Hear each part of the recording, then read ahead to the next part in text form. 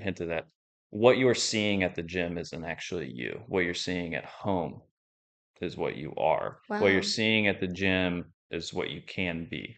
So Wow. don't fall in love with what you can be, fall in love with what you are and work Mm. towards what you can be.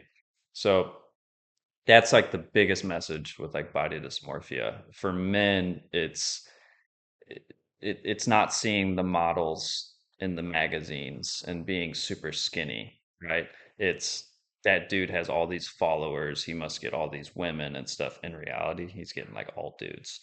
That like I've saw memes about yeah, this. guys work out to get girls and only get guys. So feel me when I bring it, sing it loud. I'm from the loot and I'm proud. Run a mile for the cause. I'm right. Hi, guys. It's your girl, Nahama, your favorite Jew from the Lou. Welcome back to my podcast. And today I am so excited to have Dr. Curtis Weldon with me. Thank you very Welcome. much. I'm Yeah, excited for this. This is great. I'm really excited about this, and we'll go into that even more in a moment. But first, I just wanted to give a shout out to your business, your physical therapy business. It's Pride Rehab Performance. Yes, ma'am. Not me just reading his hat because I'm terrible at remembering these things. But I think that's awesome. I am so inspired by other entrepreneurs and people who just go after what they're passionate about. Hmm. And it's funny because after we met, that first time, I'm also on this whole fitness journey in general, but especially with my climb to Mount Hmm. Kilimanjaro, Yeah.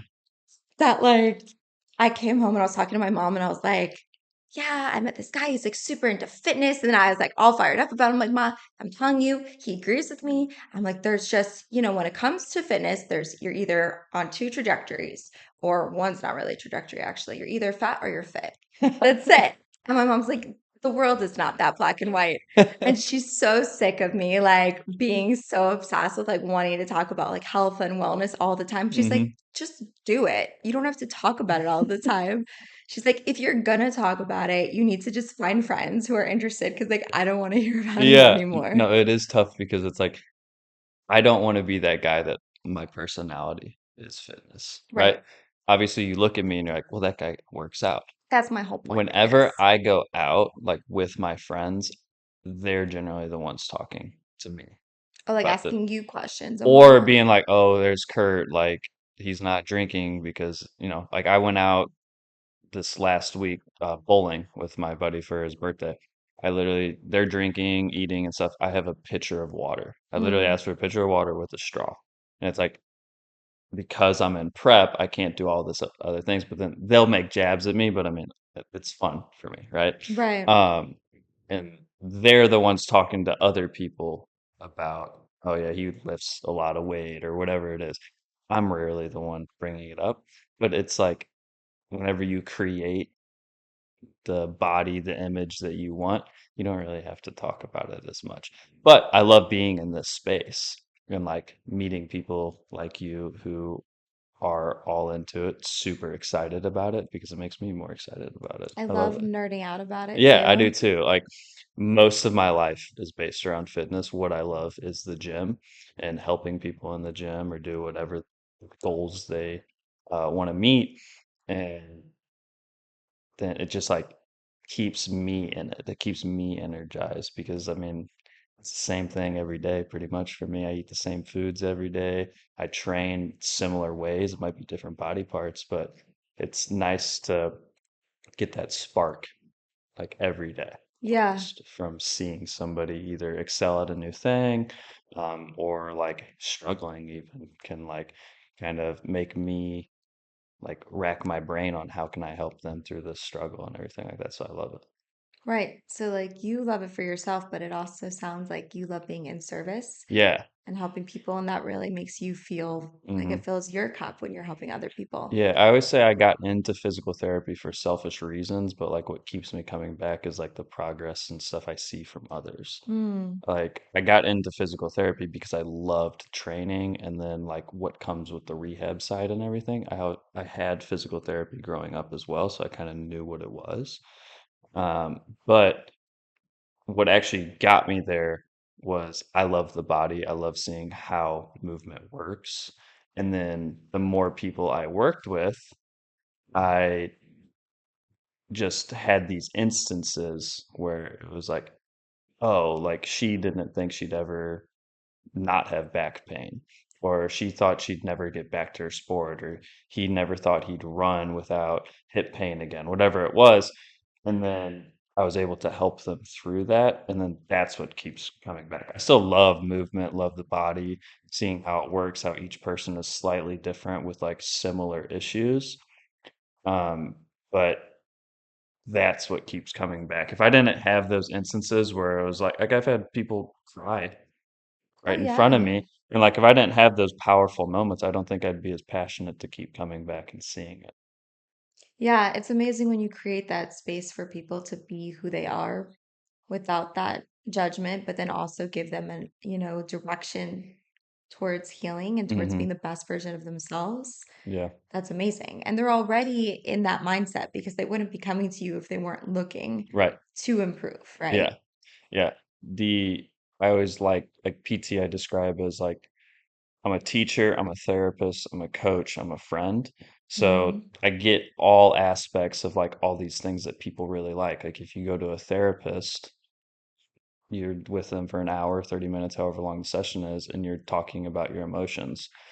And that's cool, but then I look as the body as like a whole, right? You got the muscular system, skeletal system, all these different systems, and you got the psychological factor as well that goes into it.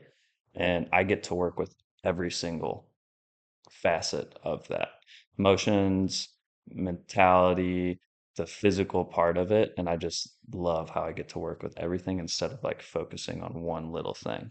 Right. That makes sense. I Yeah. mean, you couldn't. Mm-mm. You couldn't do your job to its fullest without like hitting all of those different Mm-hmm. marks. You know what I mean? Because Yeah. everything is interconnected. It's not just like, I think sometimes from like a bird's eye view, when you look even just like at fitness on a very basic level, like you said, it's pretty much the same thing that you're doing every single day. Once you figured out what works for Mm-hmm. you, it's not that exciting, No, it's not. you It know? really isn't. But the emotional factors that go into what's going to keep you on track, what is the self-sabotaging behaviors, Hmm. you know, how are you going to navigate the social norms, like going out bowling with your friends, Yeah. right? Those are all like nuanced things where like you need to figure those things out and have like a whole toolkit prepared beforehand because you can't just go into those environments being like, I'll be fine, I'll be strong. You Hmm. have to have that fortitude before you go in, you Yeah. know? If you go in without a plan, you plan to fail. Yeah. Gym, it's super crucial, but I would say that even in life, if you go in just to your job and you're like, I don't know what I'm going to do today, you're probably not going to do much that day.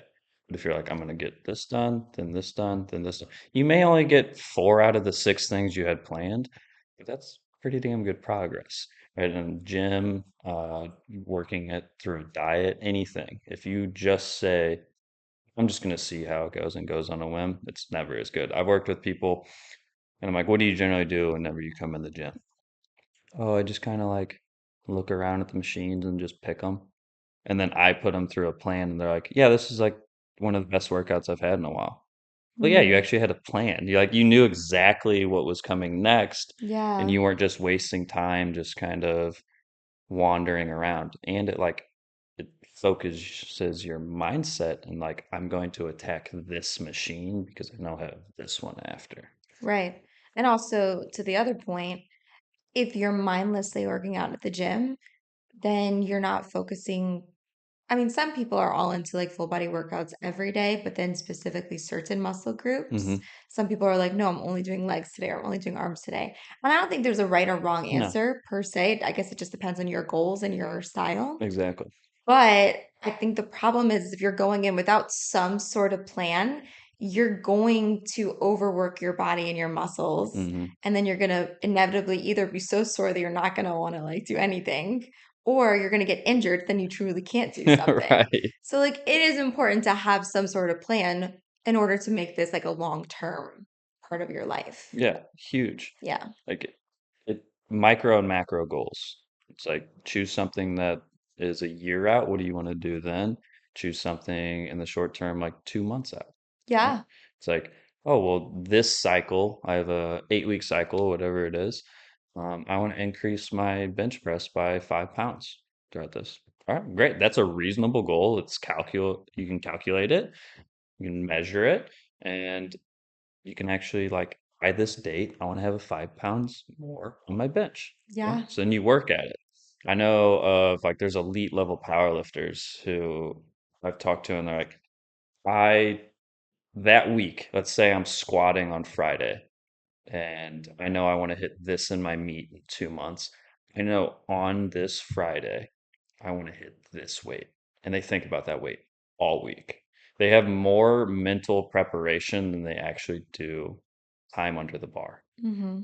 And that is crucial in reaching any physical goal. You have to like constantly think about, not to where it's obsessive and it's like bad for you, but you need to like think about it because our minds, the way we work, if I am teaching somebody to throw a ball and all the only time they ever think about throwing that ball is when we're practicing it, it's going to come so slow.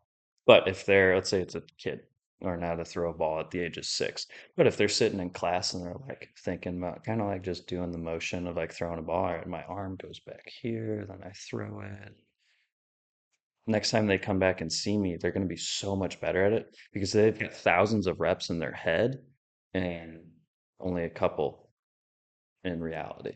And Yeah. it's the same thing with everything in life. It's like writing a paper. Like even if you just think about, all right, well, this word should come after this word, but then you actually go have time to go and type it. It's already like it's going to flow out smoother, and then you're going to have more time to edit it, whatever it is. So I like love that type of mentality and just practice, practice, practice, practice. Yeah. I'm like trying to remember what the study was, but I think it was specifically with lifting weights where they did that same thing that you're saying, where no, I think it was basketball. There was like a team that like they did their regular like in-person practice, and then there was a team that didn't have any Hmm. in-person practice, Yeah, but they just like with their minds were like imagining what it was going to feel like to get all the shots, and they were like in the game and like playing through like the different plays and all of that. And then the team that didn't actually do the physical practice but did all of the mental practice ended up doing better. yeah, Now, I mean, I think there's like a balance, right? Because you still need to have like the physical yeah. ability to You do have it. to. I think this is like a short term kind of thing, Yeah, but I think it is really wild to me, like how much the mind plays into it. So I wanted to ask you, I wanted to like unpack one of the things that we already started talking about, which was how you got into physical therapy. yeah, Because I know a lot of chiropractors. I don't know that many physical therapists, but I yeah, know a few. And I feel like everyone has a story of an mm, experience they had yeah, as a, what would you call it? Is it a patient? yeah, A patient? yeah, Yeah. Of like as a patient customer, I don't know. As a patient, where it's like you were the patient, you had a really good experience, and then you were already an athlete, and then that kind of set your hmm, trajectory for like your career. So what yeah. was your story? My big injury. So I mean, I went to I think in fifth or sixth grade, something like that. I grew 6 inches my sixth grade year. So I Well, started having knee pains, clearly. Muscles were yeah, not ready for that. Um, and that was like my first instance in physical therapy that I can really remember. yeah, But my big one was my junior year of high school. I tore my ACL playing football. So I mean, that was a 6 month recovery. I was yeah. in physical therapy 2 or 3 times a week Wow. basically that entire time. So that was like my first big one of, hey, this is what physical therapy is. Like I saw so many people come in and out. I made friends there. I got close with the therapist. Had a lot of pain Mm-hmm. as Yeah. well. But that was like my first like big, like this is what physical therapy is. And then I went to school for chemical engineering. Didn't think I'd be a physical therapist at all. Decided I don't like engineering at all. After you got your degree though? Uh, Or No, midway? I knew I wasn't going to use the degree even before I finished the degree. But you still decided to finish the Yeah, degree. I mean, I was a year out. So you're like, might as well finish Yeah, and I this. still Yeah. needed a bachelor's to go get my physical therapy degree anyways. Okay. Yeah. So I was like, might as well finish it. Yeah. Yeah, so I worked in my undergrad gym, like almost all of undergrad. and just got even more into lifting, got into powerlifting, everything like that. And it just kind of like sparked this interest in the body again. Like I had it in high school and stuff, but like this like was like a big catalyst. Hmm. And then yeah, so then going into my senior year, I was like, "No, I'm not doing engineering, so I'm gonna do PT."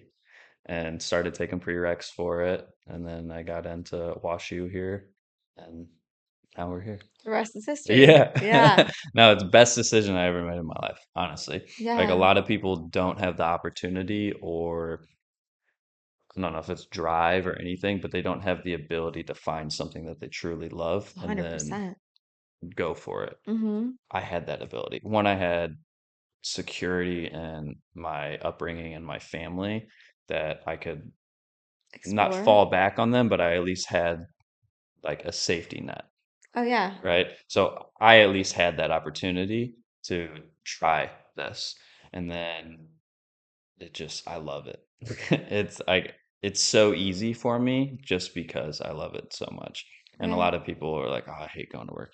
I work in a gym, I work in an adult playground Totally. Yeah. with people that I love. So it's easy to go into work and stuff for me. And it's just, I'm just doing what I do. If I could spend 8 hours a day training, I would. Now I kind of get to, but it's just training other people, not just Right. myself. That's awesome. Yeah. And it is rare because I think sometimes you're right. I think it is like a huge blessing to be in an opportunity where you get to figure out what you love. Hmm. Because sometimes I think, especially as people get older, people could be mid-career and realize, wait a minute, I don't like what I'm Yeah. doing, right? Yeah. But then at that point, they have a spouse, they may have kids, Hmm. or even at the very least, like their familial situation may be such that they're on their own, they have to pay their bills, Yeah. especially in today's economy. Like, you can't just do whatever you want, you No. know?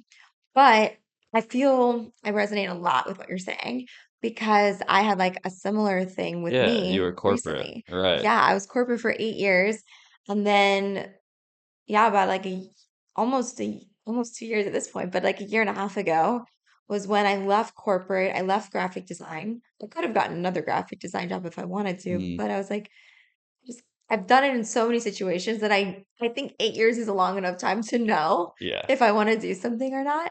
And it's a wonderful skill. Like I think everyone should have graphic design because marketing is something you will use in any business. Oh, yeah, And for the amount sure. of money that I save to do it myself is amazing. But yeah, I had to figure out what it was that I love. And I was in a similar situation to you where like I'm still living at home. So like I had the opportunity to just be able Hmm. to explore Yeah. without having to like worry about those responsibilities. If there was ever a time, now's the time. And it's awesome to be able Hmm. to do what you love. Yeah, I love that as well because like I lived at home all through PT school and stuff, and then like a year out after I'm on my own now, but I'm so thankful and fortunate for the opportunities I had because of my parents. Yeah. Um, and I train my mom twice a week, and I'm like, you'll never pay me a dime. Oh, it's so sweet. You will, for life, you have me as a therapist, a trainer, a coach, whatever you want, Yeah. because even though maybe eventually I can't imagine that the amount of money that she would have spent on me would equal the time and everything else will never be. Well, she quite Yeah. literally gave you life. So you Yeah. wouldn't be here No, without her, you definitely know? not. No, and so I love working with my family. She's made amazing progress even in the almost 2 years we've been working together. So it's like another like reason for me to keep coming back. Yeah. Yeah. And that was another thing that I loved about like our first conversation that we had too, how you were the second person. And I've met a lot of people, Yeah. but you're the second person who I've met who's like second generation of like parents who like really focus on fitness and felt that it was important. Hmm. So for you, it also came more naturally. It Oh wasn't yeah. something in your 20s you had to like unlearn bad behaviors or figure out what fitness regime was like No. best for you. It was a part of you. Yeah, my dad was a collegiate athlete, like nationally ranked runner. He could have gone on, actually accepted an offer to play for Oklahoma State in baseball, but got tired of waiting around and went in the Marines, was an athlete in the Marines and everything. They have that? Well, he was just athletic, Oh, okay, okay. trained all throughout that. Then my mom, she ran running, not collegiately or anything, but like I remember being in kindergarten, first grade, and we had a half-mile loop and a mile loop in our neighborhood. Me, my two siblings, and my mom would go out and run almost every night, or we'd That's bike, so whatever cute. it was. And then like we had a Bowflex and stuff, and like these like small like sand filled old. I laugh whenever I think about just those weights, but sand filled weights and stuff in the basement. I remember fourth grade, fifth grade, me and my brother, who was 6 years older than me, we'd go down there and just like mess around for a little bit. So I was like introduced to this stuff so early on in life that people, whenever they're like, well, how do I get, like, how long have you been working out? I would say I really started in like seventh grade. So like Mm, 15, 16 years ago. And they're like, oh my God, like I'm just now starting. I'm 25. Like, will mm, I ever like look at you like you? I'm like, I don't know. Like, like I yeah, grew up doing this. So yeah. like nature versus nurture. Like people always are like, oh, that person's got really good genetics. Yeah, probably, but also he probably just started really young. He started moving young, but it's never too late to like improve from where you are. Even if you start at the age of 40, you can still be better by the age of 45. I think also we live in a time where there's so much happening in our lives, plus there's so much distraction, there's so much noise. So people are wanting quick fixes. People have always been wanting quick Yeah. fixes, but people especially Social now. media makes it way worse. Yeah, like Ozempic is like the big thing Yeah. right now, Yeah. you know, and it works for a lot of people too, Hmm. which is also wild Yeah. because I feel like for years there's been these little quick fixes, but they don't really work. So that's why they kind of peter off, you know? Hmm. The But fads. People jump from fad to fad. right, because if it's not the longevity of it, obviously. The reality is there's this book that I saw that I actually own. It's on my bookshelf. It really breaks it down and it's super simple. It doesn't matter who you are and where you're at right now or what your biological makeup history is, any of that. Eat, move, sleep, hydrate. That's it. Yeah, it really is that simple. It's really that simple. I Yeah. mean, within those things, you have to figure out your happy medium. Hmm. But yeah, my cousin, he lost a ton of weight. Like he was big. If he listens to this, you were. I'm sorry. But he got so fit. Like he was really big in high school and then he got so fit in his like 20s. And of course, once you make that big of a like he looked like you now, Hmm. but like he did look like the complete Yeah, I opposite. love So seeing those. so those like, but especially when you see those, everyone is like people ask you for advice, but when you see someone Yeah. who lived that and then change, you're like, what did you do? Yeah, Right. And he was like, you know what to do. you do. You know what to do. So many people step over quarters to pick up dimes because Oh, I love they that. think, oh, well, I need to eat this at this perfect time, and I need to do this movement in this exact way. No, get your ass moving, period, and quit eating so much. Hmm. Right? It really comes down to being that simple. You eat less, you move more, you lose weight. You move less, you eat more, you gain weight. What did we say in our conversation? It was like something about like embracing the suck. Oh yeah, you have to embrace the suck. I think that's what people don't maybe realize Mm. is that like it sucks for everyone. Yeah. So even if you see someone who's like very skinny or very fit, it sucks for them too that they're being healthy. Oh, what type of pain are you willing to endure? Because you're gonna feel it either way. Hmm. So an interesting one that like a friend of mine, she and I were talking because the weird thing about gaining weight is like you think people realize, but you really don't Yeah. sometimes. It can really sneak up on Gets away you. from most people, I think, gain weight because it's not a metabolism thing. They were distracted by life and their priorities just Yeah. went somewhere Your else. metabolism slows as you get older. It really doesn't that much. It does. Right. It does, but not that much. That it would be You that aren't drastic. moving as much. You're Right. sitting at a desk for 8 hours a day, then you go pick up your kids. And it's like, well, they have soccer practice, they got whatever else going The on. food, How do I we think, get is this the quick? biggest part as Yeah. well. And I it think the food's the big so the quickest thing to get fast food, or even just prepackaged stuff, like, if it's frozen, throw it in, it's ready in 15 minutes. Also, It's it's so, yummy. yeah, it's yummy Unhealthy food is so good. and it's so calorically dense. And it's Right. calorically dense with the wrong type of stuff. So it's interesting because it's like a mentality that I've been trying to like embrace with food is when I'm about to choose food, if there's a choice between healthy versus an unhealthy dinner, let's say, because I'm Hmm. hungry and there's something that's easier and I know it's really yummy and it will feed my soul, but it won't feed like my body, right? Yeah.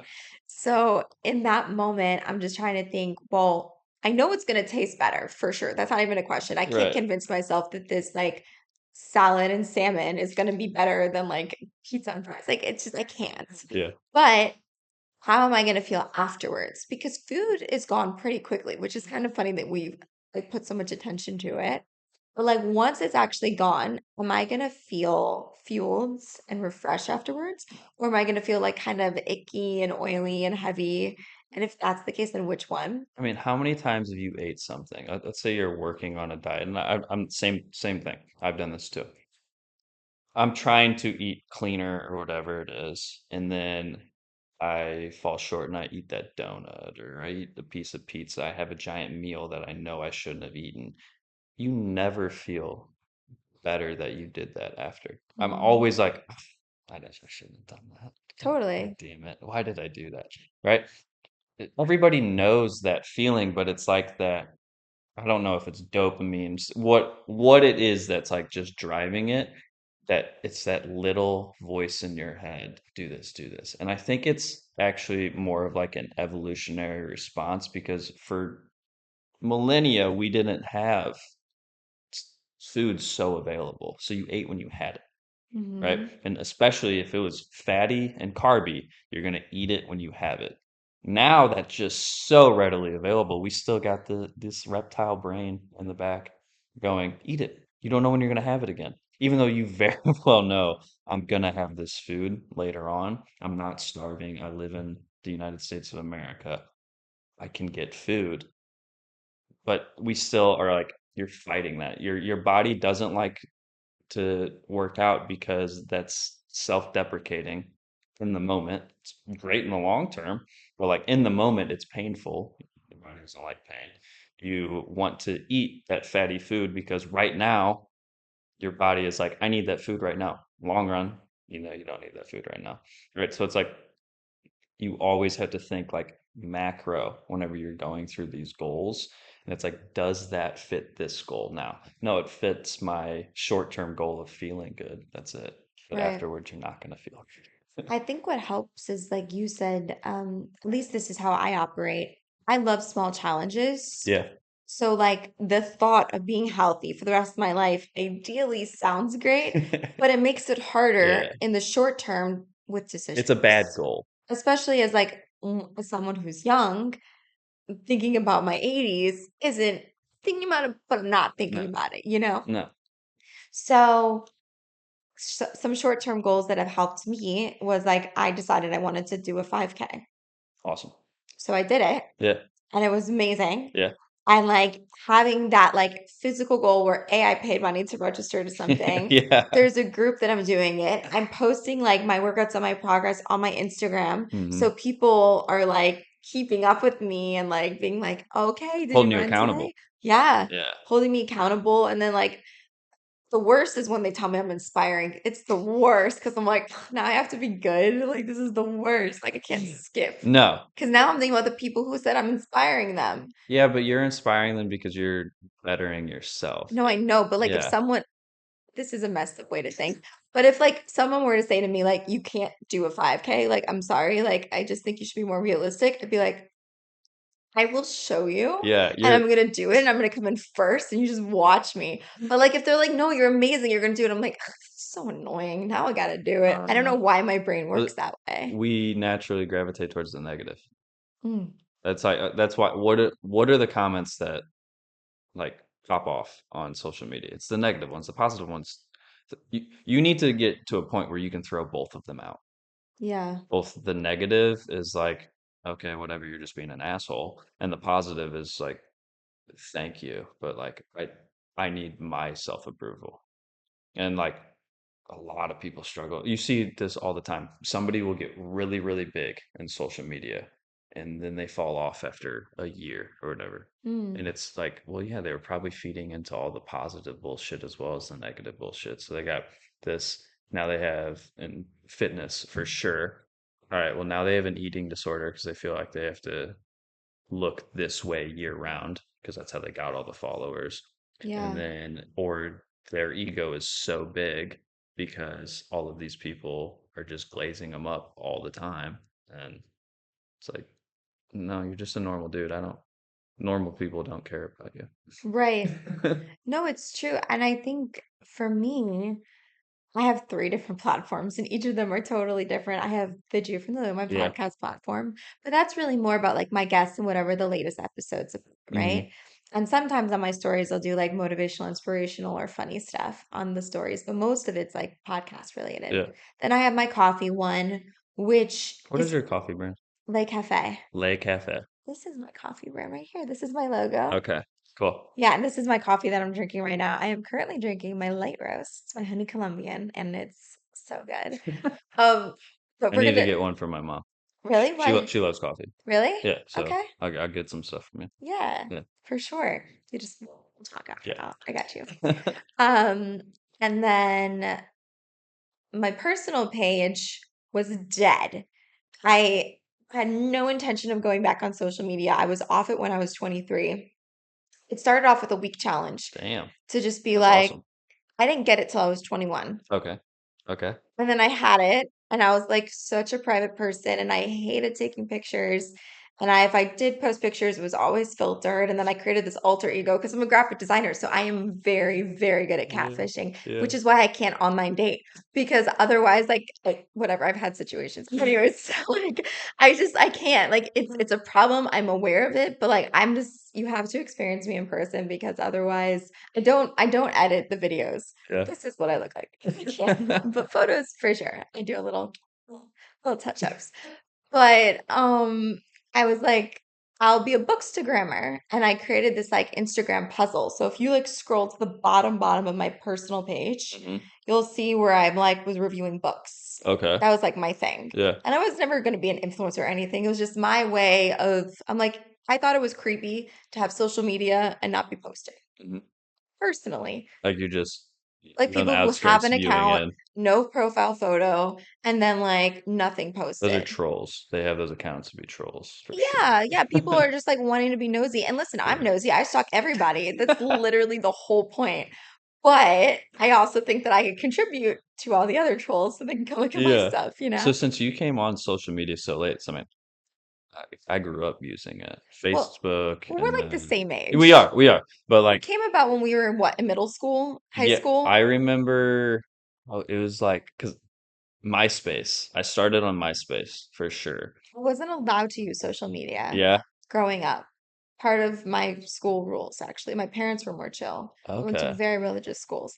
Were there girls who did it? Yes, they did. But I was a rule follower and I was on an academic scholarship. So I Yeah. was like a straight Okay. shooter. Yeah. So since you came in like a little later in life than most people did Yeah. at 21, like what what did you feel? Because you were definitely more developed I in got just it because I had life. a crush on a guy. Okay. And he was like, you should get social media so you can That's follow all you me. needed.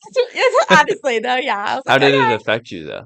How did it affect me? And it's in It was 8-ish years, it's changed a lot. for sure. Um, it was, I'm trying to remember exactly, right? Because a lot in my own life has happened in 8 years. I feel like Instagram has changed as well because initially it was just more like fun, cute photos that you were sharing with your friends. Influencers were, I feel like, just becoming a thing, Yeah. maybe like about 8 years ago, right? Like it was just, Vine. There was Vine influencers back yeah, then. yeah, you're Yeah. right. You're right. I think for me, it was sensory overload. I was very overwhelmed with the app. I'm like, I don't know what the purpose of this is. I got, I was like 20. So like I'm very egotistical thinking the whole world revolves around me, Yeah, of right? course. So I'm like, the minute I post something, I'm like, oh, the world is gonna see me.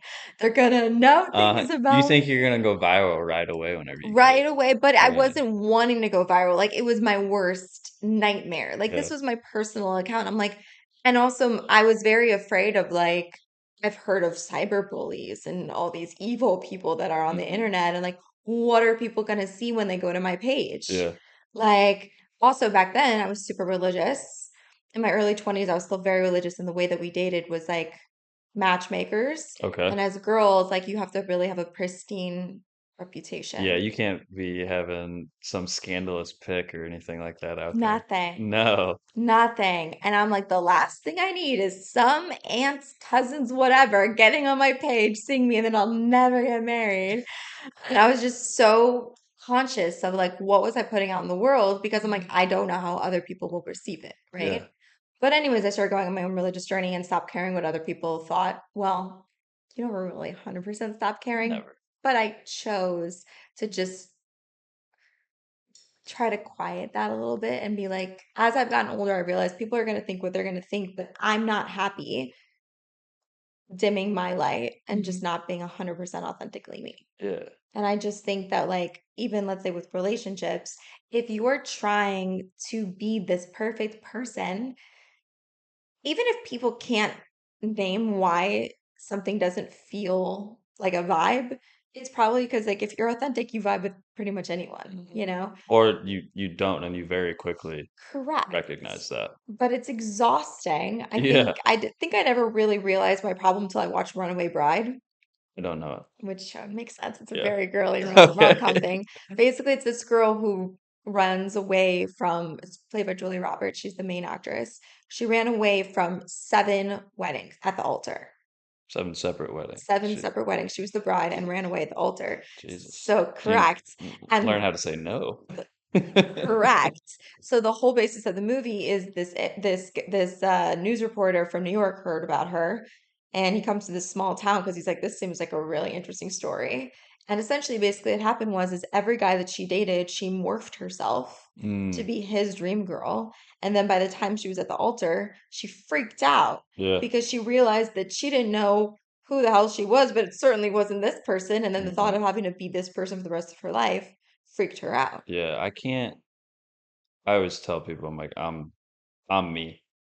Like me, don't like me, I don't care. I cuss in front of you, like that's how I talk, and I'll be brutally honest with you. Like I I don't have the energy to put some face on because Mhm. not then I'm gonna have to have a face over here, a face over here. It's like my business, like my patience. Like a lot of people are like, oh, you should wear like business casual. That's my business now. Oh, you shouldn't cuss with patients. I don't care. I'll say fuck right in front of them if that's the relationship we have, Yeah, right? It's like that's just who I am. I don't because I don't want people to like me for somebody I'm not. but it's the part that you said earlier, like 100% about just don't have the energy. No. It's exhausting. Yeah. It's totally exhausting.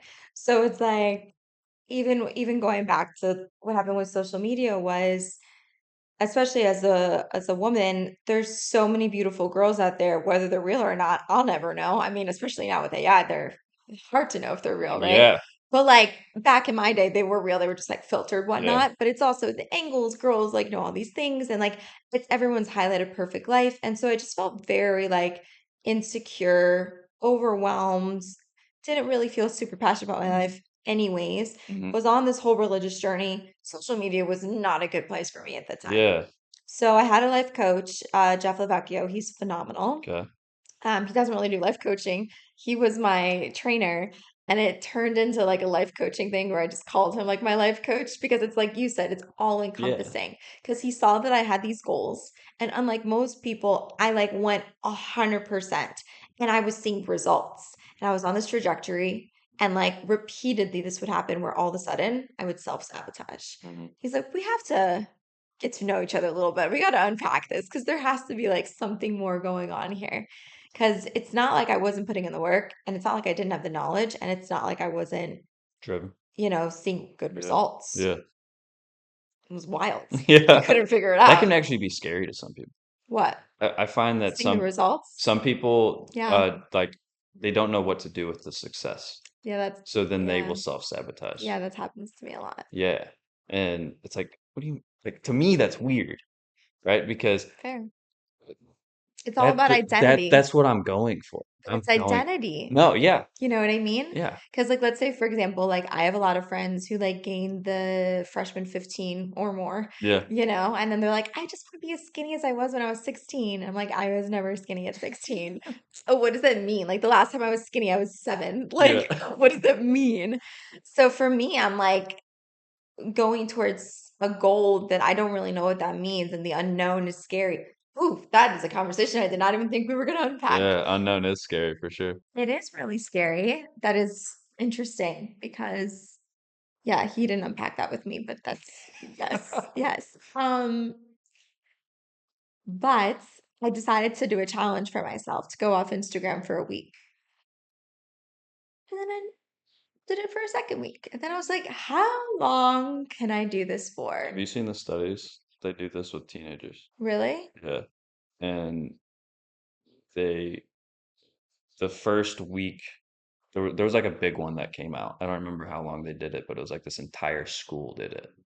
That's And powerful. they it was for a week they couldn't go on. And they reported higher levels of anxiety, higher levels of depression, Off it. often in that first Mm, week or two. mm-hmm. And then afterwards, the no anxiety, no depression, right? They felt more connected with their classmates, more connected with their parents. They did more activities outside, right? They read more. All of these great things that we all want for ourselves and for our children and for our loved ones. And they were just off their phones. They were off social media. Yeah. And I mean, how many times have you found yourself like just checking your phone? You don't you don't even really care, but it's like, do I have a notification? Hmm. Right? You may not even actually get on your phone right then, but it's like, do I have a notification? Oh, I don't. And you kind of like feel bad that you don't have a notification, or it's like, oh shit, I got a notification. Like that's real cool. So like I turned my Instagram notifications off. So I can't Same. even see them. I get on all the time. That's why I was so glad when you texted me your number and you're like, just in case. I'm like, Yeah, this is great. I knew I wouldn't see it if you Right. had messaged me something came up. Because that's why, like, sometimes, like, with guests, if we don't exchange numbers, I'll be like obsessively going on Instagram, be like, oh shit, did they message me? Because, like, Yeah, I also turn mine off because it gives me anxiety. yeah. Yeah. I'm still on it all the time. I mean, my Same, which is business is why on it's it. I fine. like being on it and stuff. In moderation, I do it too much sometimes. Yeah. But That's human. yeah. Yeah. But if I had those notifications on, because I'll have like, I have like 6 different group chats with people or something on there, or sending videos back and forth, and I'd just be seeing that notification all day, and I wouldn't get Yeah. anything done. But it Yeah. is interesting how even at 21, you were like looking at like, oh man, I don't look like her, and like you had Yeah. those same like psychological pitfalls that we all have, even though you came on so much later. Because I hear about it I'm all the still a time. human. I'm Yeah, still insecure, you the know? 13-year-olds, right? Girls that are having those same things and then end up like committing suicide or anything. I hate hearing that because I'm like, oh my God, like they got on these so young and don't even realize, hey, I can turn this off right now. Yeah. Yeah. Yeah. For sure. Um, I think there's always going to be social pressure, whether you're on your phone or whether you're looking at If we didn't have social magazines. media, we'd have it somewhere else. I mean, if you think about it, like there was maybe it's just more infiltrated in our lives now. But before this, there was magazines with Yeah. models and whatnot. Like I grew up in the era of what was it, early 2000s was like when we were kids, Yeah. 2010s too, when like this was pre-Kardashian.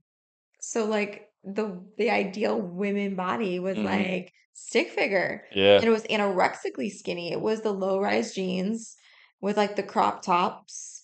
And I'm like, I have no desire to look like Winnie the Pooh. I'm sorry. That's never gonna happen, But like I thought something really powerful that my friend said. She lost a lot of weight just by changing her nutrition.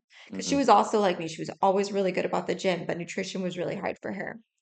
And when she finally got over the emotional roadblocks that she had with her nutrition, she lost a tremendous amount of weight. And you know what she said the best part about being skinny was? What? She didn't have to dress for her body. She gets to dress for her style. Oh, that's awesome. Isn't that the Yeah. best? Because like that is something that I was like raised to do. My mom was like, because I do have style and I do have fashion, but I'm not necessarily getting to wear what I would want to wear Hmm. per se, because I also need to do like what looks good on Right. my body. That's an extra thought. Yeah. But that's such a cool perspective. Yeah. But so like another thing that I've been doing to challenge myself was I'm part of this entrepreneur networking group called Babes in Business. Yeah. And so one of the women that I met, Cece, shout out to you, she has this fashion line called Shop Ham. And she also does like transformational coaching. So it's fitness and confidence and fashion, all the things to make women full circle feel good about themselves. She has all these brand ambassadors and she's a burn survivor. Okay. And so, like, a percentage of all her profit goes towards burn That's awesome. survivors. And so, she's really big on like all women are beautiful from all different cultures, all different races, all different sizes. So, she has like brand ambassadors of all types. It's not just your stereotypical influencer. Hmm. And so, I saw a reel that she did of all these different types of women, and the energy was just awesome. And I asked her, or I just commented on her reel, I'm like, I love this energy. And she's like, so join us. I'm like, okay. I have 300 followers. Really? I'm not really that Yeah. Yeah. influenceable, whatever, you know. Doesn't matter. But I was like, she's like, no, it's about the people. That's awesome. I was like, okay, sure, fun. And so she always like she designs her own clothes. So she has new clothes coming out. So something new that she's getting into because she's doing more of this transformational like fitness training part because she's also does bodybuilding. Oh yeah. Yeah, she's competed. She's That, amazing. how does go ahead, We're gonna finish get it. into that Yeah. too. Yeah. But she has a new workout line coming out. And so this coming not this coming Sunday, but Sunday, May 25th, there's going to be a fashion show. And so she asked us if anyone wants to be like models. You doing it? Yeah. Hell yeah. Yeah. And I was like so nervous How's it? Yeah. because I'm like, for a few reasons. One, like I'm still on my fitness journey. So I don't feel like my body's like where I want it to Never be. will be. Okay. Get that mindset out. It Okay. never will be. Okay. Accept it. But but in addition to that, it was just like I don't know, you think models and like in my head I still think stereotypical like model looks a certain way. And then also the other factor is I grew up super religious and so like there's still so much of that in me and part of that was like modesty and how we dress. Yeah. So Not even like being up on that stage, probably. being up on that stage, first of all, going into the gym for me was very Yeah, hard I bet. because a lot of women don't even, a lot of Jewish women will choose to go to women only gyms or Mm. do home workouts. Is Orthodox Jew, correct? Correct. Would they, if they went to the gym, like cover foot? hmm Yeah. So, like when I first started working out, I was still super religious because I was in my early 20s when I started working out. So, I would wear leggings and then over it, I would wear this like A-line skirt that would like cover Yeah. my knees. That was Yeah. kind of like That's exactly what I was it could picturing. move, but Yeah. like it covered my leggings. So like obviously if I was on the I'm terrible at machines. The leg Yeah. press, obviously the skirt would come up, but I Right. had leggings. So Yeah. like it wasn't I was wearing nothing or anything. And then I would just wear like, there's like a regular workout shirt that's like it has to be above the collarbone Okay. and then long sleeves. Okay. And so like people would ask me all the time, like, aren't you hot? And I'd be like, sure Yeah. am. I'm sweating Sure my ass am. off here. I was like, but so are you. I mean, you're sweating too at the end of the day. I'm getting my workout done. But and to me, I still have like levels of modesty. Like I don't think I would ever be at a point where I would, because of how I was raised, that I would feel comfortable going into a gym wearing a sports bra and shorts. Yeah. I would die. Yeah. It just feels so wrong to me. Like so wrong I to would, if me. you ever decided to like step on a bodybuilding stage, it would be, I would love to Be in my like, brain and like yeah, what like I'm going understand because your mentality behind it because it would be too different. Like you'd be fighting yourself on multiple ways. It's like, well, I have this goal. I look and I'm good. I really proud of like it. I really myself. like it, but it's also Yeah. like this like internal deep feeling of Shame yeah, and disloyalty uh-huh. to how I was That yeah, that would be raised, really that would be a very interesting. I'm not saying I would do it. Bodybuilding can be very unhealthy for you. for sure. But For it sure. would it would be interesting to be in your brain uh, But even so, working like with that. that's why even going to the gym for me was such a big thing. Because again, like I said, as a woman, like when like being single in my early 20s, wanting to always look perfect. Yeah. So then going to the gym where you're quite literally not perfect, Yeah. right? Like you're sweating, you're putting yourself in these like horrible, like it's just the worst, the worst. Yeah. But honestly, that's actually attractive to the right guy because he's just like you're taking care of yourself, you're Yeah. trying hard. Like that's literally why you're here. Like Yeah. now I know. But I had, but it wasn't just a weight thing getting in the gym. Like there was so many demons that Mhm. I had to like overcome and so many things to unlearn just to get into the gym, Yeah. you know? So with this show, what's going through? Are you having that like back Yeah. and forth? Yeah. Yeah. Because it was like, well, first of all, on one hand, it's a short-term goal in a few weeks. So it's keeping me to be good with my goals in terms of working out. I'll never get enough sleep. I'm so sorry. I will try, but I'm just not a sleeper. But I am trying to hydrate and I am trying to like, for example, I'm cutting out oat milk Okay. and it's working and I'm so pissed off. I hate when I do something and I'm like, let me just see if it works. Yeah. Hope knowing that it will work, hoping that it won't work. Uh-huh. Like I already lost 6 pounds just from like taking out oat milk. Holy It crap. sucks. That's insane. My body is very sensitive, which is I know it. Do you track calories? I know. No. Because I will say, if Yeah. you track, take other things out, keeping the oat milk, you'd still lose weight. I don't, unless you actually have a A allergic sensitivity. allergic reaction I to think it. I do because have you heard of like an oat milk body? No. Yeah. So oat milk, at least the kind I like, Yeah. isn't like I've the never had oat pure milk. oat milk. There's a lot of like preservative and other things in there Yeah. that make it yummy. Yeah. So like I've tried the healthy one. I'm like, I like I this. don't like this. This isn't great. So, it's really yummy. And I've noticed even like I first noticed in my face, that was like the first part that I got so much thinner. And Hmm. I was like, wait, my eyes are big again. This is Yeah. crazy. Like, oh, and I think I was like mentioning this a little earlier in the conversation. My friend and I, like she and I were talking about like how gaining weight like cuts up on you. And the moment we both kind of realized we had gained too much weight was we both have like really cute, like senses of style. And we used to get like stopped on the street all the time, like not when we're together, but even just like in our daily lives where people be like, oh, I love your outfit, or I love this about you. And I was like, when was the last time a stranger complimented me? And I hadn't had that in a while. Yeah. And I was like, nope, I'm Now too then, vain for this. I yeah. want to be complimented. This is not okay.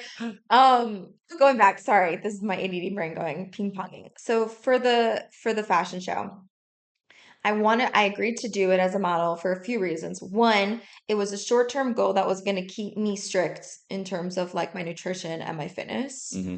So I was like, that's good. Any goals that are going to keep me on track, it's good. Because yes, I'm going to climb a mountain, but that's not for 80 days. So that's still too far. Oh, so there's that. And then the second one was the idea of being on a runway and having people watch me makes me want to just shit myself. But that's why that's just my personality.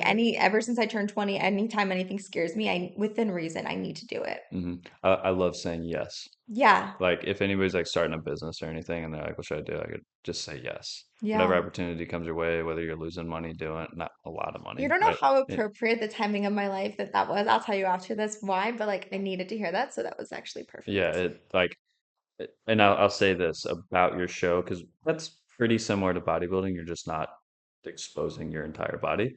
Um,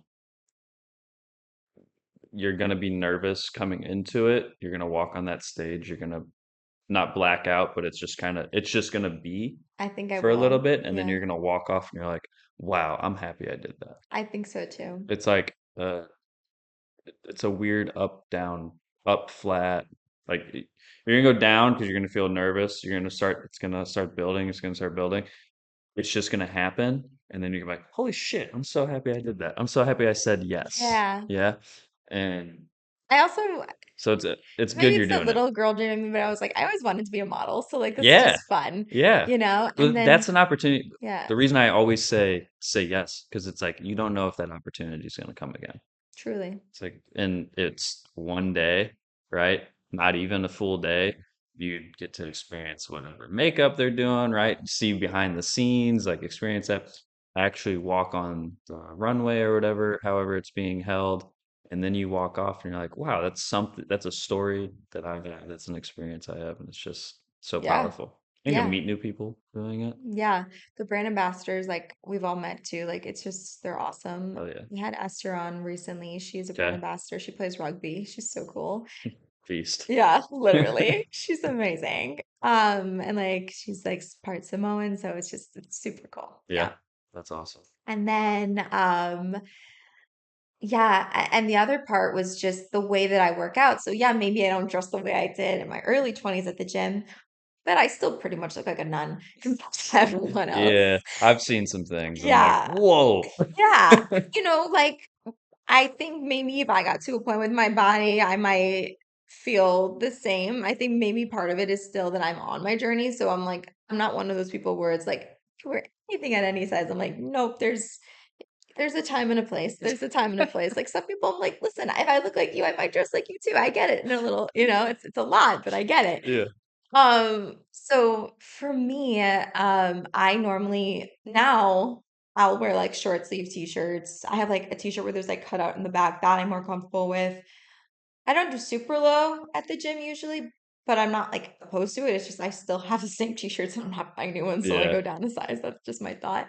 And then my new thing is I just have these sets where it's like leggings and like little tennis skirts. So it's still like a skirt, Mm-hmm. you know? Yeah. So what's wild about this show is though, it's like leggings, no skirts. Okay. And I don't think it's like sports bras. It's like they're cute. They're really cute shirts, but it's just like more. It's not quite what the little gym bunnies are wearing, No, but it's still it's comfortable. You more also probably wouldn't connect with that brand if it was what the gym bunnies were wearing. perhaps like Right? her whole brand goal is that so she's really, really cool. She's half Moroccan, half German. Okay. Yeah. Yeah, super cool. Yeah. And so she's very cosmopolitan and like people were always asking her about her style and she realized like the Midwest is ready for European fashion. Okay. So she's bringing European fashion here. And I don't even know what European fashion is. It's just I'm not in the fashion world people will look like they're at all. dressed. It's not going to be walking around in like your aloe sets. Okay. Yeah, I think Midwest is really, I've heard like, There's no fashion. no, everybody just dresses comfortable, which I love. That's That's my your style. aesthetic. Yeah. Yeah. Like I used to in high school, I like dressed like nice. My buddies make fun of me for it because none of them did. Right. And I was wearing like American Eagle, Express, Polo, like all of these different, like super high end stuff, but like nicer, Midwestern, nicer stuff. And they're wearing sweatpants, like jeans and Hmm. boots, right? Like stuff like that.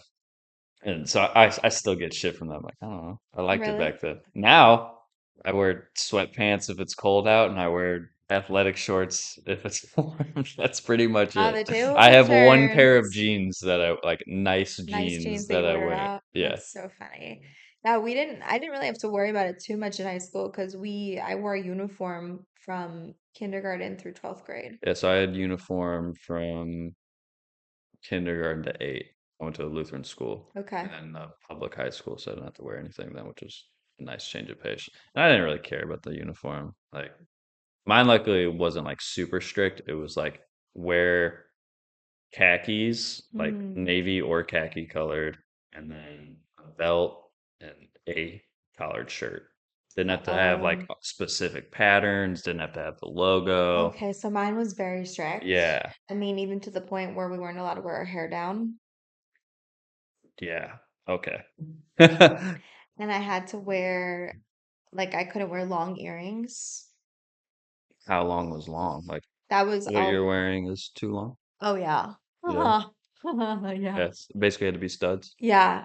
Studs are like little hangy Yeah. ones. Okay. And then, like, I have multiple piercings now, but Hmm. I would have gotten in a lot of trouble back then. And it's so funny how, like, in the world, I feel like this isn't a big deal, but like, this is a statement, Hmm. I feel, That's why from I my background. don't connect with religion. Like I grew up in a Lutheran school and everything like that. And the one thing I just never connected with was the conformity of it and Yeah, the it's not even like lack of individualism because like I was never pressured to be somebody else, but I didn't like the like absolute and strictness of it. And I was nowhere near as that strict of as I was. yeah, Yeah. yeah, I would say yes and, right? yeah. There's a lot of nuances to There's that. also good things about religion that 100%. I, And that I is something I struggle with recognize. to this day. So it's like, I remember when I was like stopping like as religious, my mom's like, "What? Are you gonna be Christian now? Are you gonna be Muslim?" And I'm like, "Yes, Ma. I'm gonna leave one really strict religion for another. That's exactly what I'm trying to do." I'm like, "No, there's still so much about Judaism that is so beautiful to me." I think where I'm just holding is that like I'm very proud of my Jewish identity. It's just that what's beautiful to me is part of my life, and what's not, I don't want to say never, but it's a journey. It's a Hmm. journey. And then like for me, I think I've always just been so like free-spirited out of the box type of person that like where I struggle is I'm very spiritual. So like the concept of God, totally on par with that. Hmm. Like that makes sense to me. I need to have something higher to believe in. But like where I struggle is the day-to-day strictness, nuances, things need to be done a certain way. Hmm. Some days I'm better, some days I'm not. Yeah. It's like some days I dress more modestly, probably cold. That's probably what it is. But like I remember we had a teacher in high school who told us, like, you know how disgusting the summers get here in St. Yeah. Louis. And she's like, listen, when it's that gross, it doesn't matter how much more layers you wear, it's not gonna make a difference. And like I was just like so like, oh, in high school. And I was like, yeah, you're right, you're right. And then like when I started like wearing like shorter dresses or like not wearing stockings and wearing sandals in the summer, I was like, this is awesome. I'm like, Yeah. I love summer now, and I hated summer when I was younger. Yeah. So it's just like, I'm so happy that works for you. I don't agree, but okay. It's interesting that the mindset of because you don't do this traditional thing, you must not like anything about us. Right? So it's like Either you're in or you're out kind of thing. yeah, like your mom was Yeah. like, "What, you're just gonna be Mhm. Muslim now?" And it's like, "No, I still like Judaism. I'm still Yeah. Jewish, but it's like I don't like these aspects for my life. I can still go to church and do everything else. I just don't have to wear all of the clothes because that doesn't Right. connect with me, you know?" I think that is a struggle in the Orthodox world. And it's very interesting because I remember having that mentality myself when I wasn't struggling with like religion growing up, where like, let's say, for example, there are people who are like, will eat kosher in their home Hmm. and keep a kosher home, but then like they'll eat out. Okay. And I'd be like, that's cheating. Either you keep kosher or you don't. Like, what are you talking about? Like, there's no in between, you know? Yeah. It's a very black and white way of looking at Hmm. things. But not everybody thinks that way. Even in the Orthodox community? What? The like that I'll take since you mentioned the kosher eating like in the Orthodox community there's still like a lot of people who are like not black and white or are you saying in the I Jewish think I think people I think there's two parts to it, right? Because there's like what are the values that you choose to uphold for yourself? hmm And then how are you viewing others? hmm Right? Some people are very strict within their own values and then are very strict on how they judge others. In other words, like if you are not aligned with my value set, we can't be a part of each other's lives. hmm You're a great person, I'm sure, but you are who you hang around. And I just hmm want to be around people who are on my level. yeah It's harsh, yeah but I get it. yeah And then there are people who are like, yeah, these are my values. I don't necessarily understand or agree with you, but I love you and this is your life and your journey hmm and you're gonna do you. yeah So don't mess with me I won't mess with you that's my outlook on life fair, fair. Yeah, yeah. yeah So what got you into bodybuilding? Because that is like that's like next level, yeah extreme. I whenever I was an undergrad I was powerlifting I have a very good friend who actually helps me with bodybuilding now he was into bodybuilding. He's like, dude, you gotta do a show. I'm like, no, man, not really for me. Continue powerlift and everything, and then whenever I kind of like took a hiatus whenever I was in PT school, didn't really want to dedicate that time to that. Well, whenever I was like my last semester, classes are kind of winding down. I'm like, I'm gonna get back into powerlifting. Start training a lot, end up hurting my back. And I'm like, well, I'm not just gonna not train. So I had to just modify and I started doing more bodybuilding style. So a little higher repetition, a lot slower reps, more volume, less weight, and kind of fell in love with it. Then my buddy's like, and I did like a cut, got pretty lean. And my buddy's like, dude, let's hop on stage. I'm like, no, I want another year. So is that how it works? You bulk up first Yeah, and then you cut yeah, and then you go on the show? yeah. Bulk, it's basically get a little fat. That is kind of what it Yeah, is. if you're Yeah. natural, you're gonna get a little fat for Okay. sure. Yeah. Get a little fat, then in that process, put on as much muscle as possible, then cut down, try to maintain as much muscle as you lose fat. And there's different techniques and stuff you do with that. But that's basically the cycle. But yeah, I pretty much decided a year out, I'm probably gonna do one next summer. So this is a Okay. couple of years ago. Then it came time. I'm like, this is the show, let's do it. Took fourth, didn't like the show, didn't like competing. It wasn't ran very well.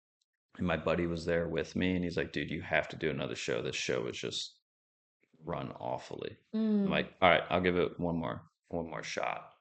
So he's like, we can do one like soon. I'm like, no, I need a year. Wow. So this show will be about 14 months after my first show, and I'm way better spot mentally, physically, everything. I'm looking to win and then go to nationals this one.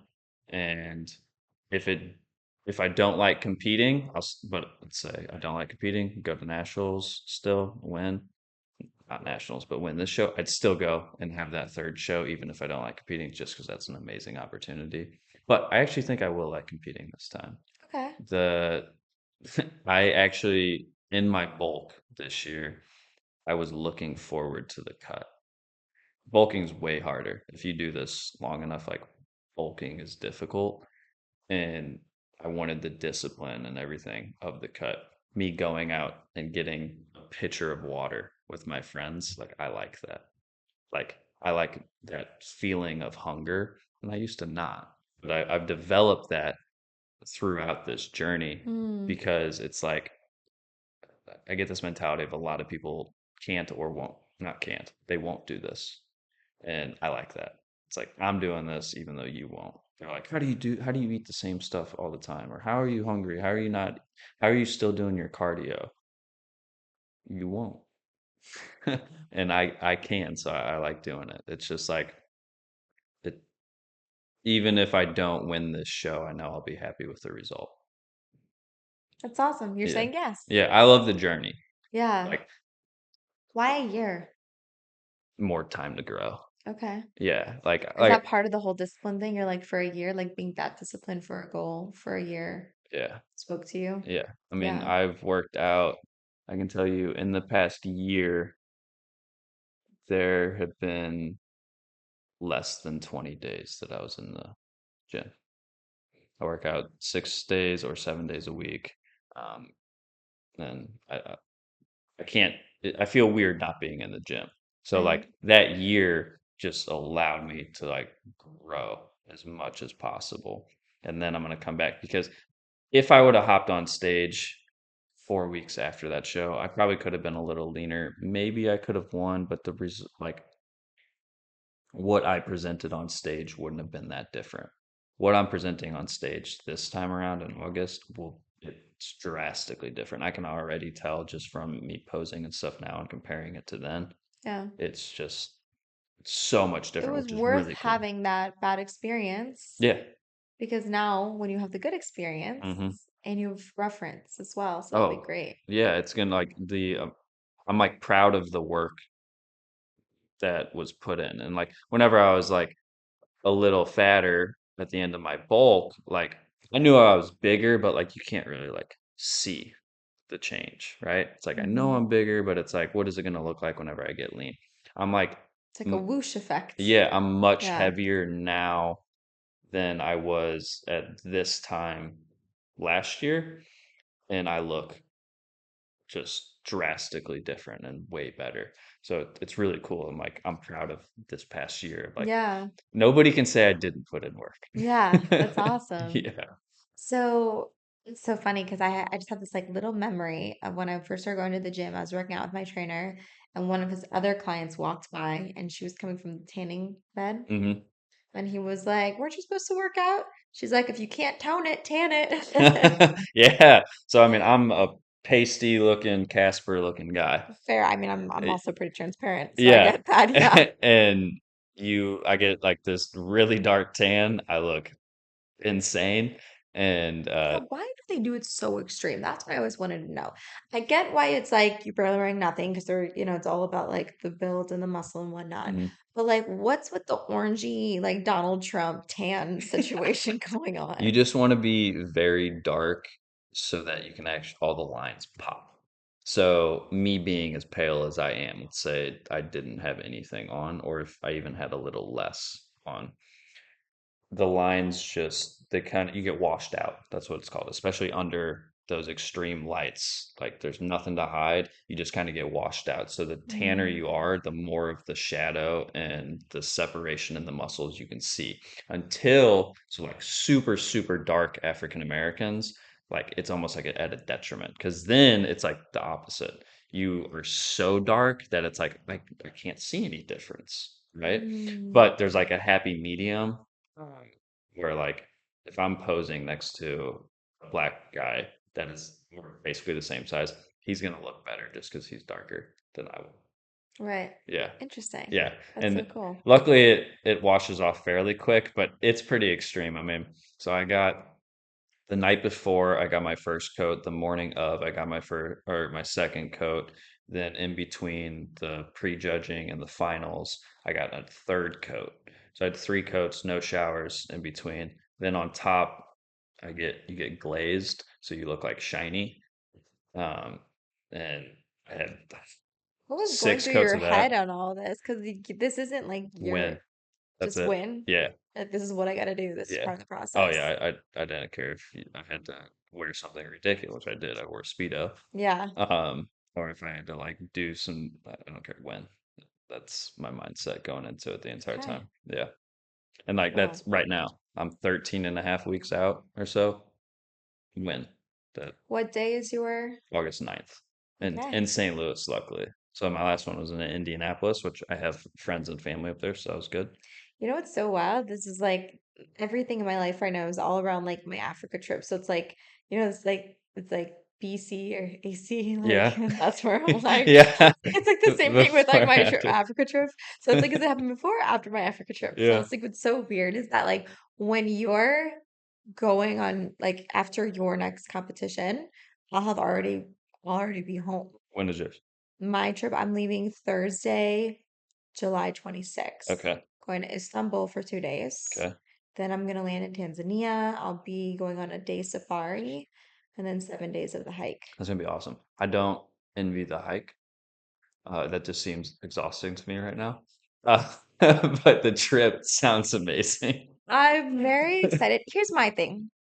So it's like I'm not a hiker and I'm not an outdoorsy girl, nor am I like a camper. Hmm. So this is like the antithesis of everything of like who I Like, am. not even doing it in like America. Like you're doing all of those things that you like aren't you in a completely foreign place, which is Which pretty is so incredible. me. Yeah. That's such a me thing. That's just jumping in head first. Just listen, I'm like, two things can happen from this experience.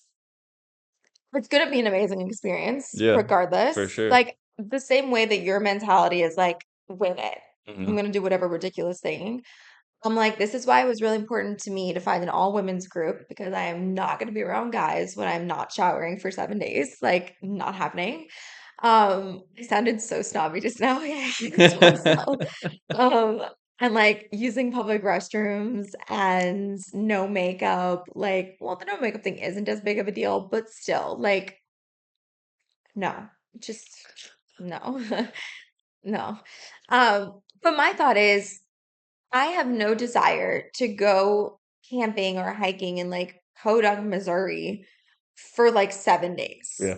But like Africa Yeah. in one of the seven summits, Hmm. hell yeah. Like that's so cool. There's seven climate zones in the world. We're climbing through five of them. I heard like there's like a bunch of trees on there that look like out of Dr. Seuss. Really? Yeah, just like wild. Like I'm gonna see monkeys, and like there's one point when you're climbing the mountain that you're above the clouds. So like the Yeah. same kind of view that you get in the airplane, like That's pretty awesome. and yeah, Yeah. Yeah. Like I said, I don't know if the only time whenever I don't say yes is whenever something is just like, I don't, I don't want to do that. Right? right, That would be a really cool experience, I know. I don't know, like right now, that's something I would say no to. And right. it's really just because like I, I don't have the desire to climb So you were saying that Mount Kilimanjaro would be a no for you right right now. now. Yeah. Yeah, Not a forever no, right. but it's just something. It's like I don't, and maybe after prep that would be different even. Um, It's I get it. You have your goal on one thing right now. yeah, So that's your whole focus. yeah, Yeah. it is an amazing opportunity. I love traveling, Yeah. so like it might be something I would struggle with saying no, but right now It's a for clear sure, no. it's a Yeah. clear no. For me, this might be a one and done thing Yeah, where it's like, if anyone were ever to be like, do you want to go camp? Be like, listen, hmm, no, yeah. like never That again. those experiences are just as valuable as the ones that you keep coming back to. Right? To figure out what you like and don't like. But that's always been my thought where I'm like, you never know what you really like or don't like unless you experience Hmm. it. And I also am a really big believer on not making decisions based on other people's self-limiting beliefs and projections. Hmm. Because like I went to Italy by myself Yeah, you were telling me about that. 3 years ago, Yeah. and I had a lot of people telling me not to. To be fair, it also was right after COVID. It was like the year after, so everyone was freaking out about it. Yeah. And I went, and it was so okay and so awesome and so not what everyone said it was going to be. And I also learned so much about myself and like how to take care of my own self. And Hmm. when there's like literally no one around who could help I me. think a lot of people don't even know how to be alone with themselves. I like Yeah. being alone with myself. Like honestly, like You don't, I or do. you do like being alone. Yeah, I mean, I think a lot. Okay. So I've gone to restaurants by myself. I've gone to the movies by myself. I stayed in Seattle for 10 weeks, on my third clinical by myself. I golfed by myself. I went to San Juan Islands by myself, rode a ferry out there, didn't talk to basically anybody, just kind of experienced it. Hmm. I like that, right? It's a A lot of different people don't like experience. being with themselves. Yeah, and it's probably because they don't like themselves. Yeah.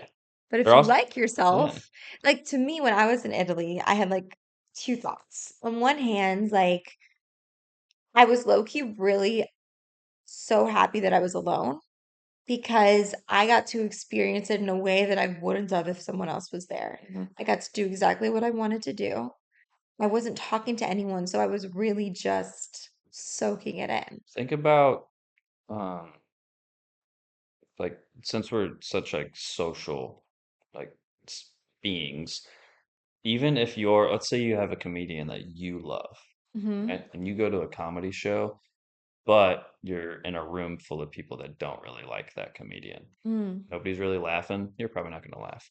Then you go, same comedian, could be the same exact show, and the group is laughing, you're going to be laughing. Yeah. So if you go, let's say you go to the Sistine Chapel and you're like, oh my God, look at that. That is amazing. And then they're like, it's kind of mid. Like, what? Yeah. That's going to, you're like, oh, yeah, yeah, you're right.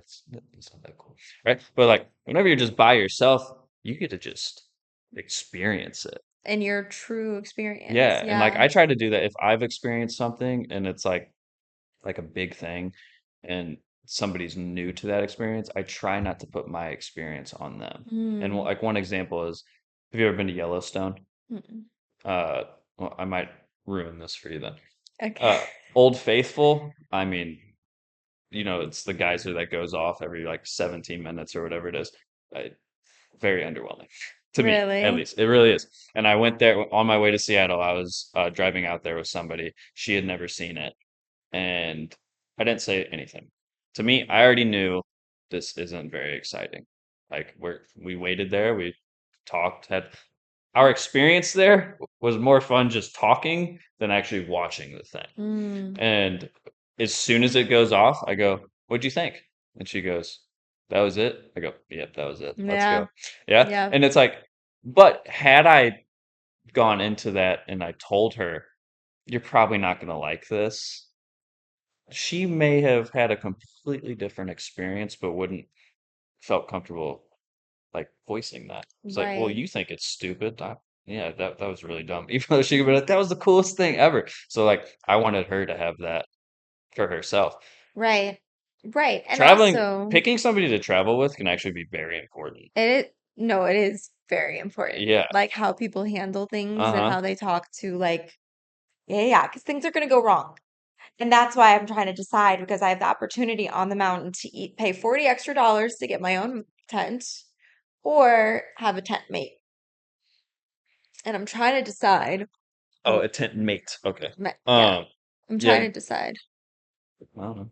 Do you, yeah, I mean, that is tough because I think I'd probably have a tent mate.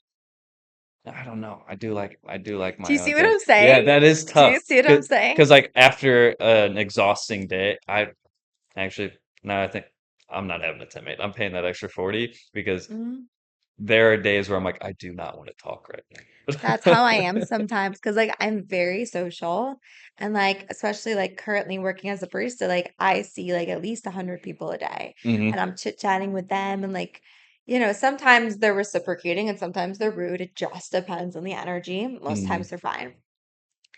But like sometimes, like there was a meme that I found recently where like someone was asking this guy who was sitting in a booth at a restaurant, will anybody be joining him? He was like, oh, hell no, I hope not. I hope not.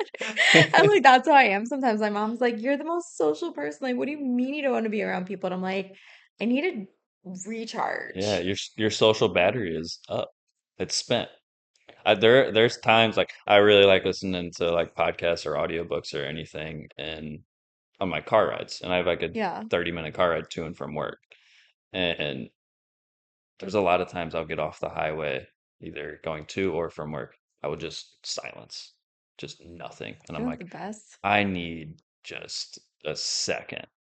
Even Just, your brain's not thinking at that point uh-huh. sometimes. You're literally just like you get home and you're like, I'm not really sure how that happened, but I'm glad we got here safely. Yeah, Yeah. exactly. And it's just like, and there's other days I'm like super energetic. I'm like ready to do all of this, Yeah. right? But it's like other days it's just like, so like having that opportunity to do that, because I imagine uh, even though you might not have a tent mate, there will be some sort of communal Yeah, area, like with the right? food tents, it's gonna be Yeah. together. We'll So be it's like chilling before we go to you can sleep. all if you need that social interaction, you can always go somewhere for that social interaction. But like Yeah. where you need to like wind down and stuff, I think I'd I probably need want to like be my on my own. space. Yeah. Yeah. Yeah. I was thinking about that. It's funny because like even just like so I'm like the only girl, so I've always had my own room, right? I've never shared a space. And then like they talk about how they always say like especially in like the Jewish culture it's like they're always like trying to get you married like super young. Hmm. And part of that is that like the older you get the harder it is to get married because like you don't want to like conform if you will because Oh yeah. you are who You you are, you yeah. have your You're habits, you have free your shaped. things. Yes, Yeah. yes, versus like when you're young you can like shape with your husband, your wife, whatever, right? So I always like was so resilient to that concept, but I'm like, no, it's true. It's definitely true. It is true. Yeah, I don't think two halves make a whole though. I think two wholes make a whole. I agree. Yeah, like Yeah, I don't want somebody that I have to shape. right. Because They have to be you, malleable. I think, well, we had this conversation where you were like, oh, that you think that you're like, oh, is it compromising? That's the secret to relationships or whatever. And I'm like, no, it's bullshit. Yeah. Because I was thinking about this a lot and I was like, maybe this is just me, my definition of compromise, but I feel like compromise is when no one's happy with like how it is. Like you both have like budged a little. Both given away. Well, there's a winner and a loser generally. Sometimes, Yeah. sometimes you do find some sort of middle ground, but both of you aren't completely happy, Hmm. right? So I think it's better to just find someone who like it flows with So it's like an enhancement. Like I'm not looking for someone to complete me. I'm looking for someone to enhance what I've already got going. Hmm. Because I was gonna say, talking on the whole part of like not wanting to like be alone, Hmm. let's say. I enjoy being alone. I don't, but like a lot of people will say, especially with women, they're like, oh, you're just an independent woman, right? I don't know why that rubs me the wrong way. Because I'm like, I I'm don't like it either. self-sufficient. Yeah, I like self-sufficient. I don't want a woman to be independent. So it's not like, because to me, self-sufficient is that like up until this point, like my dad has dementia. I haven't like had a man in my life. So it's like I've had to do certain things to take care of myself just to be an adult and survive in this Yeah. world. Does that mean I want to be doing these things for the rest of my life? No, I do not. But am I self-sufficient? Hmm. And like, can I do it? Sure. Yeah. Yes, It I'm a means you're functioning mature. adult. Yeah, Yeah. exactly. Yeah. But like, I also know what my strengths are. And like, in an ideal situation, what would be best. Hmm. So, I was, it's important to be with somebody who is comfortable being alone because you know they're with you because they want to be with you. A lot mm, of people don't like being alone, so then they just find whatever is there. And it's like, well, are you here because you don't want to be by yourself, or are you here because you want to be with me? I can promise you that the next girl that I am like with, I want to be with her because I'm cool with being alone right now. I'm choosing to be with you. I know it's going to be difficult at times, but it's like I'm here for that. And so many people just go through life from one relationship to the next, right? It's like, oh, I love this girl. I love this girl. It's like, dude, you don't even love yourself. Like, yeah, well, you never really get a chance to. It goes back to the whole concept of the runaway bride, because I think it is normal that like if you don't take the time to figure out who you are and what you want and what you're just trying to do out of life, and you're constantly in relationships, there is a little bit of conformity, hmm. right? Because you're like, oh, let's go listen to this band that they really like, or go Hmm. see this movie they really like. And because if you care about someone, you want to like do their interests too. Yeah. And no one's alike. So even if you find someone who's like you, there's still going to be something they like that's Yeah. different. So I think you can, if you don't know who you are, it's very easy to lose yourself. One thing I always do whenever I'm dating someone or like talking to them, I'll always ask for a book recommendation. Yeah. So at least at the very least, I get a good book recommendation out of That is good. it. It tells me a lot about the person too. Like, Hmm. what are they into? What are they reading? You know? Yeah, it's also important, like you said, like doing their interests. If nobody like I've told girls that I dated, I'm like, I'm doing this for you. Like if we don't, and I don't need anything in return for that, but like understand if I'm going shopping with you, that's not for me. I Right, if I never step foot in a mall again, I'd be happy. right. Right? Yep, But I will do that for you. Like if you value that time with me, because it's like I like you, right? right, I will do the things for you that I won't do for myself necessarily, and like understand that. Like that's why we're together. It's like you don't have to like the things that I like. I don't need to like the things that you like, but we need to come together sometimes and just hang out. right. Yeah, Yeah, it's more interesting that way. yeah, big time. And I think that's true with like everything in life. You're always going to, yeah, every person you meet can like intrigue you and like introduce you to something new, you Yeah, know? I think you can learn something from everybody, whether it's good or bad. Like I've my entire life, I've always like been the person who learns from others doing. I'll of course do things myself and learn there as well. But like I'll sit back and be like, well, that guy did that and it went poorly. I'm not going to do it that way. Whereas a lot of Mm. people probably have to experience that bad thing first. And Oh, that's smart. whether the person it's a good interaction, like my first couple clinicals I didn't really like. Great people, met great people. I didn't necessarily like the um, just what I was doing on a day-to-day basis. I could sit there and bash those places and be like, that was an awful experience. No, it wasn't. I learned things and I learned what not to do as well. Learning not what not to do is just as valuable as learning what to do, 100%. if not more sometimes. Yeah.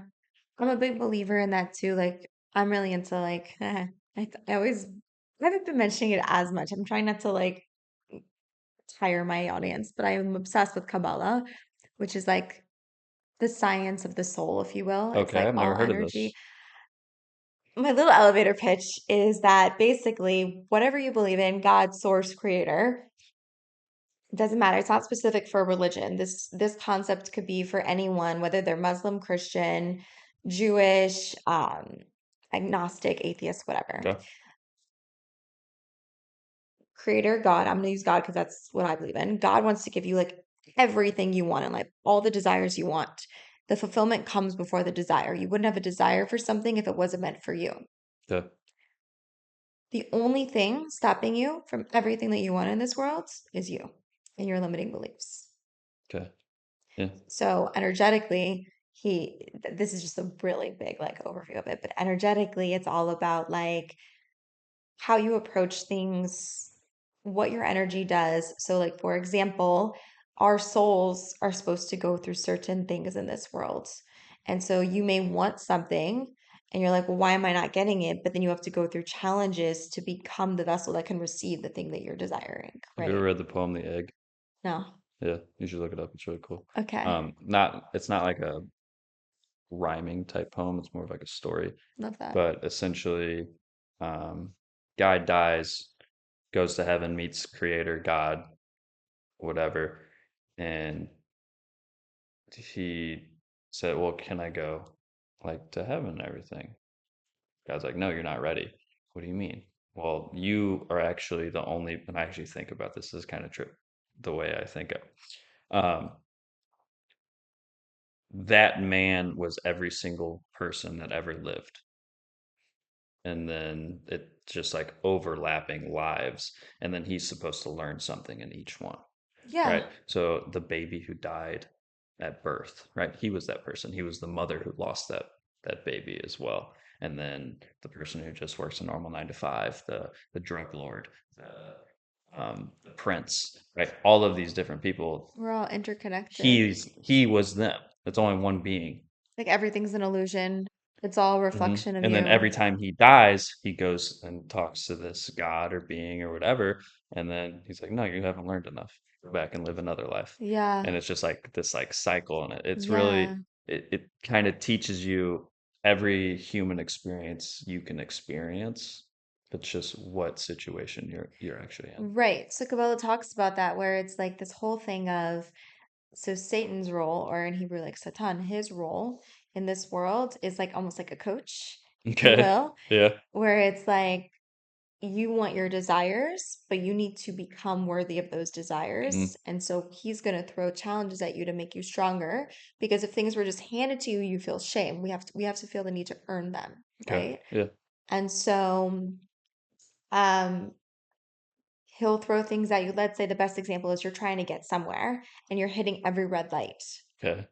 You can literally physically feel yourself feeling anxiety, worry, anger, like any of these negative energies and emotions. Like Hmm. that's like Satan's role of like throwing that energy on you to like get you off track and to get you in a state where you're like, is it going to happen? I'm panicking. I'm panicking. So, how you get to your desires is A, first of all, realizing to like take responsibility and accountability for yourself and getting to where your goals are and not having limiting beliefs. So, in that moment, you would just to be like, pause. Like, the pause is the biggest part. Pause. And then, what a pleasure. What a gift that I'm going through this right now. And then, to me, this is how I define faith: certainty beyond logic Good. that everything is working out for my good. You know Jocko Willing? Mm-mm. He's a retired Navy SEAL, big into Oh, like, cool. yeah, just an intense guy. Yeah. And he's got this one video where he's like talking on this podcast and he says, every time something went bad, we said good. Uh, we can't get evac right now. Good. My wife cheated on me. Good. Yeah. It's like all these different things. Same thing. Yeah, Good. totally. Because now I can surpass this. I can It's have working that out bad for you. experience and then Yeah. I can grow from And it. how you react to these bad things totally does it. Like, I'll give a little example that happened to me the other day. I was calling Walmart to order more contact lenses. This girl did not know what she was doing. And I was just like trying to be patient with her because I work with people too. And it's like she's just doing her job and like there's no need to get upset with her. It's fine. I mean, all I want to do is order my contact lenses, but it's fine. So I was like, it's fine. She's like, you're going to have to call this other location because it looks like your prescription from your test that you took in January wasn't finalized on their end. Like, I feel like this isn't a me problem, but okay, fine, I'll call them. So I call the other doctor's office because there's like, it was Walmart, so there's all the different. Hmm. And I called them and they're like, was it a girl you were talking to? And I'm like, yeah. And they're like, yeah, she's new. And I'm like, yeah, I could tell. And then the doctor heard my name and she's like, oh, she like jumped on the phone. She's like, by the way, because I have a stigmatism on my right eye. Okay. So I use a cheaper brand for my left eye, but my right eye is more expensive. Okay. And she was like, by the way, that brand that you got for your left eye, they now make it for your right eye. Oh, So nice. it's going to be significantly cheaper. And I had said in my head, pause, what a pleasure when I was dealing with this girl who didn't know what she was doing. And I'm so convinced that it all worked out in my favor because if she did know what she was doing and had just put in my order, I never would have called the doctor. And then I never would have And gotten it the would have been cheaper, months until you went back to her to get your probably until my checkup. next prescription. Yeah, So it would have been a whole exactly. year worth of like buying really expensive contacts. Yeah. When now it's going to be cutting the cost for me. I think everybody should have to work in the service industry for that exact reason. 100%. Everybody who has worked in the service industry understands what it feels like to work with an ass or work for an asshole customer. Hmm. And then I worked in a restaurant and had bad experiences and I'm like, yeah, it's whatever. Right? I've gotten the wrong order. Nah, it's fine. Right. It's like if it's so blatantly off or it's like disgustingly bad, I'll say something, but it's in a nice way. One, Right. that server How you say it, didn't make the food. for sure. Unless she rung it in wrong, which she might have misheard me. Something like there can also be a valid reason for that. There's never a reason unless she's being an asshole to you, and I'll kill her with kindness. I'll make her eat Totally. that. Because you also know that they probably have been through the ringer if they're that way too. So your whole mentality of how you're like dealing with Mhm. people is totally different. I was humbled being a barista. Yeah, Like it was because I had never worked in the food service industry. So jumping in at 28 yeah, was like wild, you know? yeah, Whew, I love it. yeah. That's It's a sink or great. swim industry. I Hmm. love seeing people. My sister, she's a waitress and has been like her entire an amazing waitress, so good at her job. And it's funny seeing people who can't handle the stress. They can't. Yeah, and it because Yeah. you sink or swim whenever it gets busy, it doesn't matter because as soon as you mess up here, you're gonna mess up there, and so it's like, Mhm. How do you find the order? yes, I call myself like, so Nakama means comfort. okay, So I call myself like the eye of the hurricane. That's how I nice, am. yeah, Like I have a superpower where I'm really good at like just calm me down. That's like I also have a very soft I'm very soft spoken. So like I'm really good at just like de-escalating the hmm, situation, you know? And like I could see like with my other coworkers, like where do they need to go? Do they need a breather? I got this. And I know hmm. how to like talk to the customers, you know? So I think fitness is really good at teaching that yeah. because every time you do a set, every time you're on a long cardio uh, activity, anything like that, it's stressful. You're actually creating stress in your body, and the Hmm. more you create stress, the better you are at But also dampening that stress. breathing is Yes. huge too. Hmm. Because when And I you learn that in fitness and but I everything didn't else. know that in the beginning. I would hold my breath Yeah. in the beginning when I would work out. Hmm. And then my I didn't even know I was doing it. I wasn't even conscious of it. And my first trainer, he was like, you know you could breathe. Yeah. And it will make it so much easier for you. I Uh-huh. promise. And I was like, oh. And then I started doing yoga, so I really learned about it. Hmm. Because for me, like my holy trifecta, if I'm doing like my perfect workout regime, did I tell you about this? No, I don't think so. Okay. Um, I also forget who I tell what, so I'll always be like, did I tell you? Because I don't want to be like that annoying person who like repeats. But strength training works my body from the outside in for me. Okay. Yoga helps me work my body from the inside out. Okay. And then some sort of cardio, whether it's like walking or rucking or running, When I do all three of those together, that's when I have the best results for my body. My yoga and exercising are switched. Interesting. Yeah. Yoga's on the outside in for you? Because I'm not great at it. And I'm new to it. I'm not even doing it right now. The few times I've done it, because it was so new and novel, um, I it was difficult for me. So like it was more of a struggle for me to do that, even though I always felt great afterwards, but it was that outside in. And then Mm. the gym is how I release myself. Now I'm gonna say something that is so sexist and so stereotypical, but I don't care, so I'm just gonna I say don't it. care either. But I wonder if that's like a female male Maybe, perspective on the experience, right? maybe. But I also I'm not big on group classes. I hate group Yeah, classes. and yoga and especially in the gym setting. Have you done yoga with Adrian? It's like No. a home video YouTube. No, but I don't think I actually don't think I'd like that. Really? Yeah. In the like group fitness class, I don't like it because, to be frank, I know a lot about fitness. So Okay. I'm having somebody tell me something to do that I might not agree with. It's not Hmm. necessarily wrong. It's just something that I don't like doing myself because I know myself in the gym. In yoga, I'm a baby. I don't know anything about it, right? So I actually like having that teacher say, do this Hmm. pose, do this now, think this way, breathe right now, whatever they're going to say. So I actually like that. So that's that external feedback coming into myself. Whereas, so it's opposite for me. I'm putting myself into the weights. Yoga is putting itself into me. So it's just like flip-flopped. And then my cardio, Interesting. it's just suck. Just endure the suck. That's all it is. I don't like it, but I do it. When I did 75 hard, I've done it a few times. I've accomplished it once. Yeah. But one of the times when I was doing it, and I can't remember if this was the accomplishing time or not, but I remember like at first it was just a matter of doing it and doing consistently. For me, I would walk for 45 minutes. But then I was like, well, the whole point of this challenge is that it's a mental challenge. Hmm. So what if I continue to do things on this walk that challenge me? So then I started getting into listening to podcasts Hmm. while I'm doing it. And now whenever I'm doing cardio, whether it's like, let's say for example, the Stairmaster, first 3 minutes suck. But then I get into a flow and I'm fine. Hmm. And it's like the same thing with running or rucking. Well, not rucking, I really like. Yeah, so you did that this weekend. Oh, that was so much fun. Doing it with other people is Yeah. great because then I'm not thinking about it. Plus, I didn't shut up the entire time, so it was fun too. Those poor boys.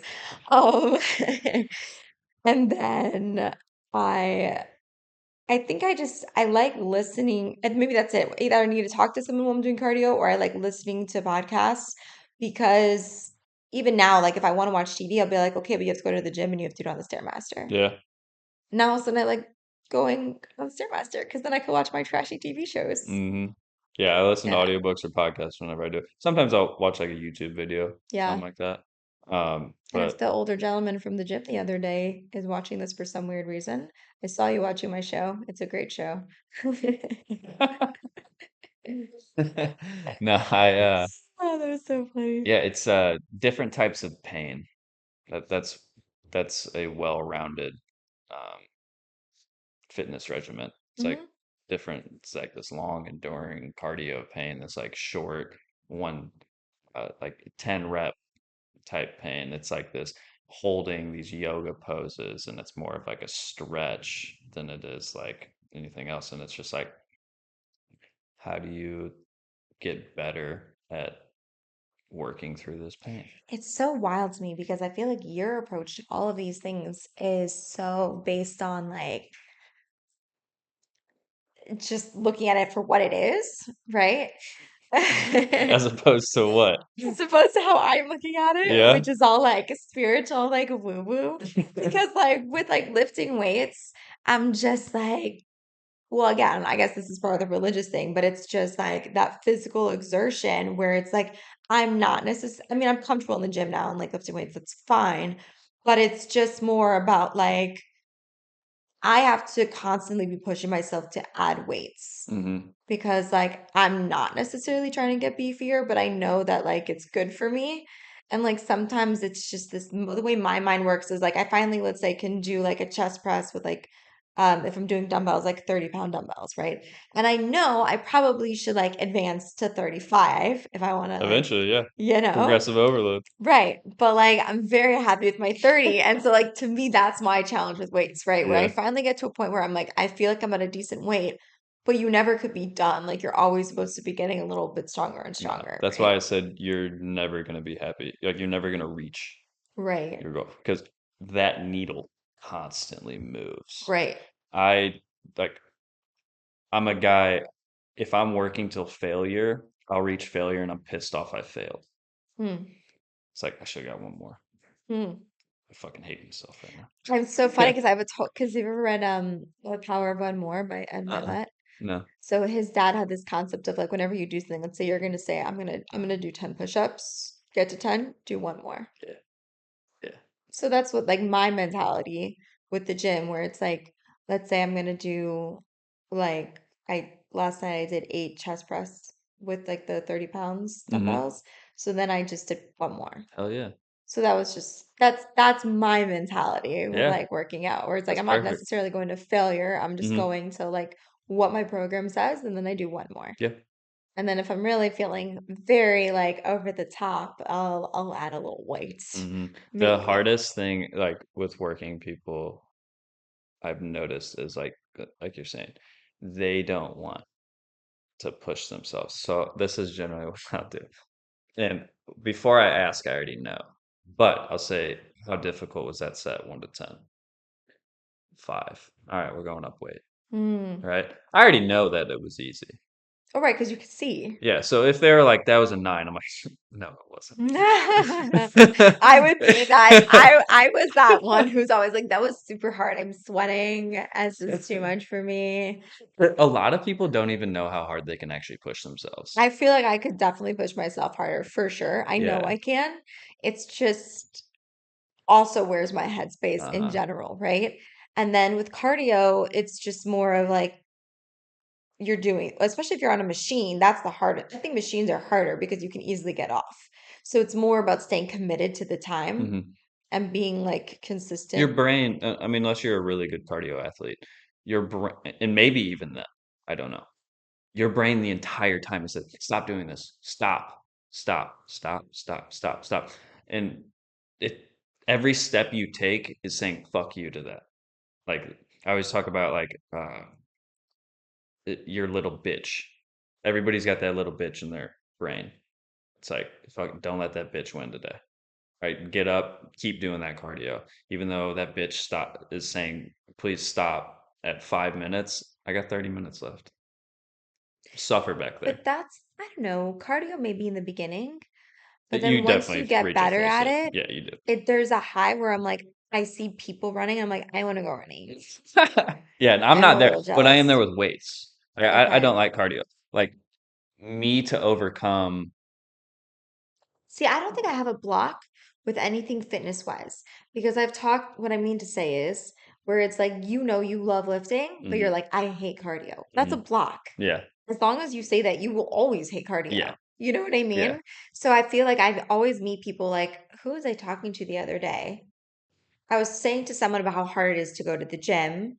Like once I'm there, like I love it and I'm Hmm. so happy to be there. It's just getting there, Yeah. right? Like especially if I'm on my couch, that's the never sit down before going to the gym. It's the worst Yeah, mistake you'll ever you're make. right. You could sit on the sauna, like don't sit on the couch. It's such a big mistake. But she was like, yeah, but even when I get there, like I hate it. I'm like, really?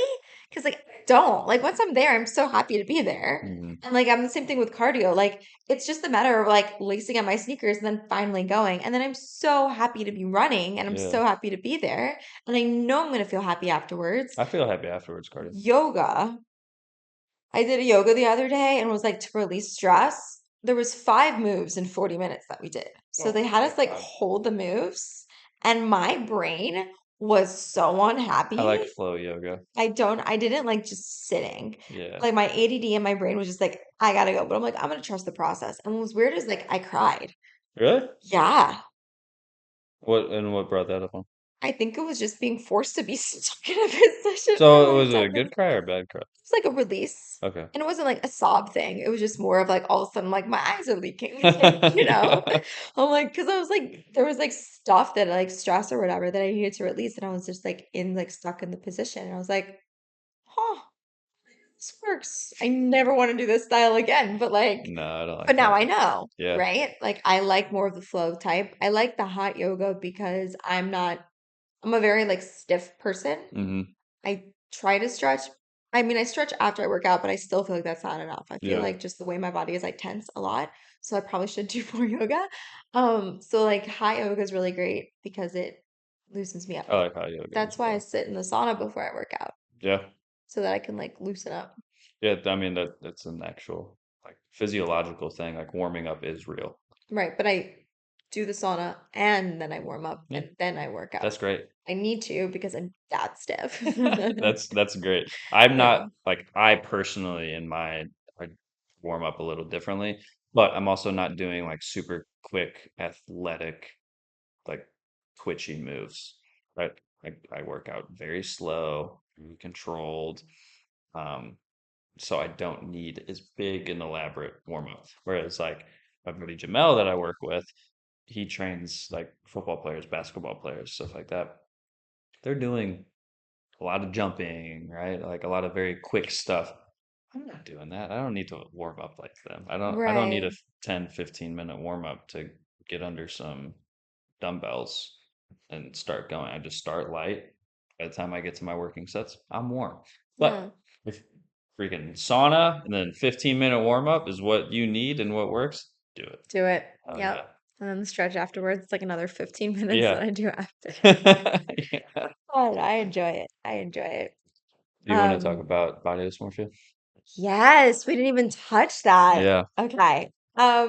Let's talk about body dysmorphia I mean, obviously everyone's aware of it, but with like bodybuilding, I wasn't aware until my friend told me about how much of a thing that was. Hmm. And then you wanted to touch also into like with men specifically too. Yeah, I mean, obviously, I can speak Speak on on that it. better. Yeah. Yeah. I don't think, I think a lot of people, and bodybuilding specifically, but it definitely applies to a lot more. A lot of people get into bodybuilding, I think, because of some sort of insecurity in their life, whether they don't feel attractive, whether they were praised. That's how they receive, like myself. I received praise for being athletic and like bigger than my peers. So then, like, you extrapolate that into adulthood, it's just like that's how I got praise, right? That's so interesting. Yeah, and then different insecurities and stuff like that. So, and then whenever you start to see results, you start to see what your body can be. Every time you go into the gym and you get a pump, you're seeing what your body can be, not what it is. And then that's the image you hold in your head. Oh, I look like that. I look like that with that pump. My muscles are real big, like, right? Like I'm not pale, I'm like more red because my body's warm and everything else. My veins are showing, all of this stuff. And then like the adrenaline and mental side of it, all of that plays a role. You even, some gyms play tricks with their mirrors so that you look I differently. knew it. Yeah, no, that's a real thing. I saw it. I was like noticing my gym and I'm like, I think the mirror, like I could tell by the end Uh-huh. part. Like I look skinnier in this mirror. Yeah, yeah. So Probably because then you see the results, you want to keep coming back. yeah, even the mirrors can play things with your mind. So you're seeing this image constantly if you're doing it regularly enough. And then you come home and you're not seeing that. Hmm. You don't have your pump. Um, Lighting may be off, mirror may be off. You could just be dealing with some other crap. So you're already, your self-esteem may be low. Whatever's happened in your life, right? So then you start to just kind of spiral and you only like yourself whenever you're in that pump. And do you know he's a famous YouTuber, Sam Sulek? He's pretty big right That now. name sounds familiar. Yeah, he's young, he's like 22, just got his pro card this year and everything in bodybuilding. Um, Dude's a beast. And I saw this video and actually came at like a perfect time whenever I was kind of like dealing with body dysmorphia. And I don't think you're like really care about this sport if you don't deal with it at some point. It doesn't have to be debilitating, but having some form of it. I mean, what makes sense? You're being judged on your body. Exactly. So you're going to be analyzing your body all the way Hmm. up till the Yeah, competition. and Makes it can be sense. very uh, dangerous, right? But he made a good point, and it's kind of I already hinted at what you're seeing at the gym isn't actually you. What you're seeing at home is what you are. What you're Wow. seeing at the gym is what you can be. So Wow. don't fall in love with what you can be, fall in love with what you are and work Hmm. towards what you can be. So that's like the biggest message with like body dysmorphia. For men, it, it's not seeing the models in the magazines and being super skinny, right? It's that dude has all these followers, he must get all these women and stuff. In reality, he's getting like all dudes. That like I saw memes about yeah. this. Guys work out to get girls and only get guys. Yeah, well, there's a lot of girls who don't want guys who go to the gym because they don't like going to the gym. And then they're worried that they're going to have to go to the gym if they get with the guy who goes to the gym. Or he's not going to want to partake in all the things that they enjoy doing. He's Yeah. going to judge me, like Yeah. all these Yeah, things. exactly. Yeah. Um, so I think a lot of guys, especially not like steroids have become very mainstream. If you take steroids, awesome. Be honest about it though. There's a lot of really nefarious people online that claim to be natural, definitely aren't natural. And you Mm. have these 15, 16-year-old kids who are like, I want to look like them. How do I look like Mm. them? I mean, I've seen 16-year-old kids on steroids. It's like, dude, you're just ruining yourself for later on. Like, from the age of puberty on to about 25, your testosterone is not going to be higher. Mm. Why are you artificially, unless your actual goal is to be an IFBB Mr. Olympia pro winning bodybuilder, you don't take that until you're one mature enough to understand the side effects and risks and everything else like that, and two, you aren't even close to your natural potential. Why the hell would you think that the shortcut of the steroids is going to improve you? Like right now, I've been natural for 28 years. If I hop on, I'm already close to my natural peak. So like Okay. I'm starting at a level and then I'm going to add with the steroids, right? If you're starting way down here, your natural peak is here. You're going to have years just to get where you could have gotten already, and you're going to basically just bottom out. So it's just like another version of like when people who are overweight want to take like Ozempic to be skinny. Mhm. Like steroids is like for people who are already like either skinny or fit Yep. who want to like And magnify. both have very bad consequences in the long term. For steroids, it's are you going to ruin your actual hormone production inside your body because you've taken so much that your testes have shrunk. They don't always come back depending on how much you've taken. Have you now do you have a lot of have you lost your hair because of it? Have you grown a lot of hair elsewhere? Right? All these other bad side effects. Or do you Mm. have awful scarring from acne? I've seen just horrendous Oh, things. that's the side Yeah, effect? yeah, Oh, wow. because your skin becomes more oily, which then Mm. blocks the pores, and then you get acne. And man, I've seen some just awful scarring that it's not going to go away. And that's an awful side effect. And it's like you have that, and to be honest, you don't even look that good. There's a lot of people who take it, and I'm like, really? Like, dude, just put in the work, and then if you want to take it, take it. But people want to look like that famous person right now. And Right. and It's so in sad. the nature of how like I can make myself look better the same day, right?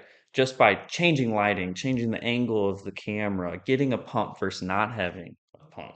All these different things. And it's like I'm only going to show you the good version, right? So if you see them in real life, they may not even look like that. they may look so much smaller in real life, They but do. you have this image built Yeah. up, and I think it's really detrimental to young developing kids because they they just want the end result. At the end of the day, everybody looks different than they do on the gram. Like, even if you do no filtering Mm-hmm. at all, Yeah. there's just something different I, about experiencing I someone in posted person. last night. Uh, I I feel like you look different in person. Yeah, yeah, Yeah. of course. Yeah, and Yeah. I posted a posing picture last night. I feel like you look Uh, bigger in person. oh, really? Yeah. Thanks. You're welcome. Thank you. That's But like last night, I had a pump. I have my shirt off, my legs are showing, and I'm posing. Even in that pose, I'm doing things that make me look bigger. right. It's all about the angles, the Yeah, pose. Yeah. yeah, You know exactly, you're lighting at this point. Yeah. exactly. So it's like if that's all you ever saw of me, luckily I post enough to where it's like actually just me, so it's not a big deal. But if that's all you ever saw of me, you're gonna think I'm this ginormous person. And then you're not gonna see all the work that gets there Mm. either. And Yeah. that's the big thing. This is a long journey. I've been lifting for 15, 16 years and I'm finally at this spot. Some people may get there sooner, some people may get there later, but it's like it takes a lot of work to get to this point. So don't take the shortcut Mm-hmm. to get there. And unfortunately, that's just kind of where we are with a lot of people. Human nature. Yeah. I feel like that's just the mentality of like people who are going to be in the 1% of success versus everyone else, right? Everyone loves the idea of the results of Hmm. success, but not everyone loves the idea of wanting to do it. Hmm. Like you're familiar with Alex Hormozy. Yeah. Love Alex Hormozy. Yeah. And like one of the things that's been very comforting for me as an entrepreneur, especially with the kind of business I'm trying to build, it's long term. And like I remember last year when told, friends and family that I wanted to open a coffee shop, within like 30 days, they're like, "So is it opening? Yeah. When's it opening? When's it Yeah. opening?" And I'm like, "I'm sorry, what?" Like this is a very big dream of mine and I want it to be done right. So there's certain things that I need to do. I need to work as a barista to understand from the ground up, Learn the business. learn the Yeah. business. And I also think personally, if you're going to do any business, you should learn it from the ground up. So that meant like doing all the grunt work and then working with like baristas, not as their manager, not as the owner, but like as their peer Hmm. to be like, what do they want? What do they need? What are their lives like? What's pay that actually they need? Hmm. What are nuances in the day to day that I would never understand if I had never worked on the floor? Yeah. You know, what do the customers actually need? Hmm. It's not just about like the money and it's not just about the idea of a coffee shop, what's the reality of it. And the Yep. fact that like on Instagram, everyone and their mother is like, I want to quit my really horrible job and just open a cute little coffee shop. And I'm like, I hate you all so much. Like there's so much work and you're making it out to be just like a silly little dream, but Hmm. there's so much involved. It also depends like how much you want to put into it. Like, Yeah. I mean, if I wanted to, I could probably get a loan from the bank and open it up within the year. But my vision is much grander. So, I think a lot of successful people love the journey and yeah, they get the goal. I have a 12-year plan. Yeah. That's awesome. Yeah. And Alex Ramosi was like, the problem isn't that you're not working fast enough. It's just that like your expectations aren't realistic. And most businesses take 10 years Hmm. to grow. And Hmm. I think that's true of anything. Yeah. I mean, also most businesses fail, right? So it's like, Successful businesses, I should say. yeah, well, it's always a leap.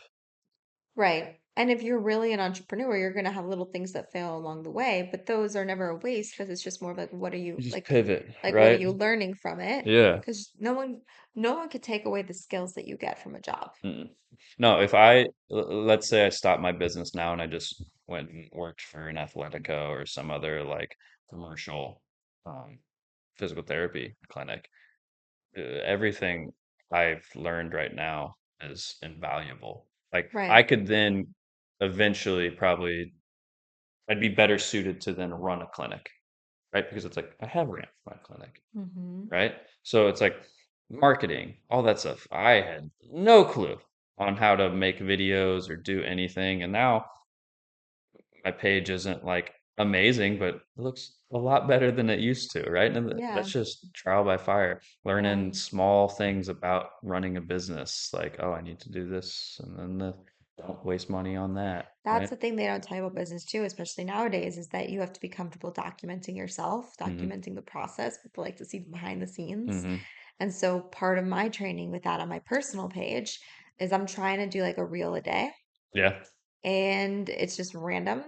It's not branded anything. It's just like what pops into my head that I think would be cute or like a fun one. And I'm learning so much about editing. And also now I'm not being so obsessed with the how many views, how many likes did I get on this. Hmm. Instead, I'm always in creator mode Yeah. and I don't allow myself to use drafts. Hmm. So I can't stockpile them. It has to be new every single Yeah. day. So I'm always in this mode. And I remember there's like one that I did where I did it in the car wash. Yeah.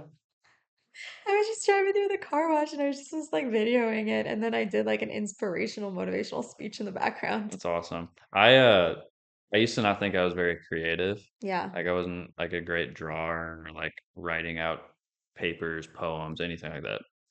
So I was like, I'm not a creative person. And then the more I started doing this, the more creative I became. that's how creativity Yeah, works. and it's just like I don't even know how It's a like muscle. it's like I don't even like try a lot of times. I'll just be driving or I'll just be like in between sets and I'll just be like boom, there it is. And I'm like, Exactly. okay, I'm gonna do that. That's pretty cool. That's the secret with creativity. It's a muscle. You always have to be open and say Hmm. yes to it Yeah. and be willing to like allow yourself to be seen. It's Hmm. a big part of it. And then it won't work if you're trying to force it. So you will get your most creative ideas when you're in the shower, when you're driving, when you're working out, when you're not trying to force it, Hmm. but you're open. That's when you get creative Yeah. ideas. Yeah, I think you're right with that. Yeah. Yeah. We've covered so many Yeah. different topics today, but that's just the theme. So everyone knows like this is I have ADD. This is like the Yeah. whole theme of it. It's all about you and the flow and the magic of the mic. Yeah. So is there anything that we haven't covered that you still were wanting to cover today? No, I think we're good. Okay. Yeah. I let Okay. conversation be how it is. All right. Yeah. So then, based on that, I do have this tradition at the end of every podcast episode. There's whole podcast is based on this Hebrew quote, which is "Ezehu chacham halamid mikol adam," which means one who is wise is one who learns from everyone. Okay. And we learned so much from you. Yeah. So if you could leave us with one last little nugget, Okay. Can I give you a few? you can, but I'm Okay. gonna choose one. So tell That's me fine. which one's your favorite. No, so my favorite quote for sure, and I think everybody should live by, is whether you think you can or that you can't, you're usually right. Mm-hmm. Okay. Another one that I think I have mastered, and I hope everybody else does, is people overestimate what they can do in a month and underestimate what they can do in a year. Mm-hmm. And then one that I live every day by is for those who can't but wish they could. Oh, I like that one. Yeah, For those who can't but wish they could. yeah. Well, also, I will add on to that one, the last one. Great quotes, by the way. For those who can't but wish they could, Hmm. you can. You just don't want to. Yeah, So just admit it. yeah. Because everything's figure it outable. Hmm. Truly. If you really wanted to do something, you would figure it out. Hmm. It's either not a priority to you, it's not an interest to you, or you just don't want to. Yeah. And that's Where okay. I take that from is more from the rehab side of things. So it's like Mm. if you can't walk, you can't walk, like physically. Okay, fine. I guess you did just point Yeah, me on that one. yeah. Okay. But no, I love The because I mentality. agree with that mentality. As well. If Yeah. you're just a normal person who's like, well, I want to do that, okay, do it. But it's like for me, it's more like I'm working with an athlete with a ACL injury. She wants to play soccer. Can't right now. Right? We got to do all this stuff. Bum shoulder. Can't bench without pain. Well, I can. I'm gonna go bench without pain for you. Okay. So every day that I train, I think about the ones who wish they could train as hard as me or just train without Mm, pain. And because I can, I'm going to. I love that. Yeah. That's really cool. Yeah. I love that one. So Super that can be the one. relatable. That'll be the one? That can be the Okay. one. Okay. The first quote is my favorite, but that's the one I actually think about probably the most. Yeah, I would say that's a daily one for you then, Hmm. for sure. Yeah, definitely. Cool. Yeah, So what can we do to support you? definitely follow my Instagram, Pride Rehab Performance. If you have questions, DM me. Okay. Like, if you can't work with me, I'm here in St. Louis, so if you can't actually work with me, I also do online training and everything Nice. else like that. Um, but you got a question, I'm more than happy to answer you. So yeah, just support, comment, um, and then reach out. I love that. Yeah. I just realized there was a question that I had that we didn't even What is it? address. Yeah. I don't know if we could even get into it at this point because What? it's might be a whole conversation in and of itself. But I was gonna ask you like to touch on the whole controversy between like physical therapists and chiropractors. I can make this short. Okay. Okay. Good chiropractors and good PTs hate bad chiropractors and bad PTs. I have a second business gives CPR instruction and now BLS stuff as well. Um, one of my partners is a chiropractor. We're good friends. She does her hands-on stuff like a chiro, and then she does a lot of exercises and stuff like a PT. I do the same thing, right? So if there's a chiro that's like, oh, I hate PTs, don't go to that chiro. If there's any PT that's like, oh, I hate chiros, don't go to that PT. I hate the bad PT more than bad chiro because it makes PTs look bad as a whole. Right. So, When would you go to one over the other?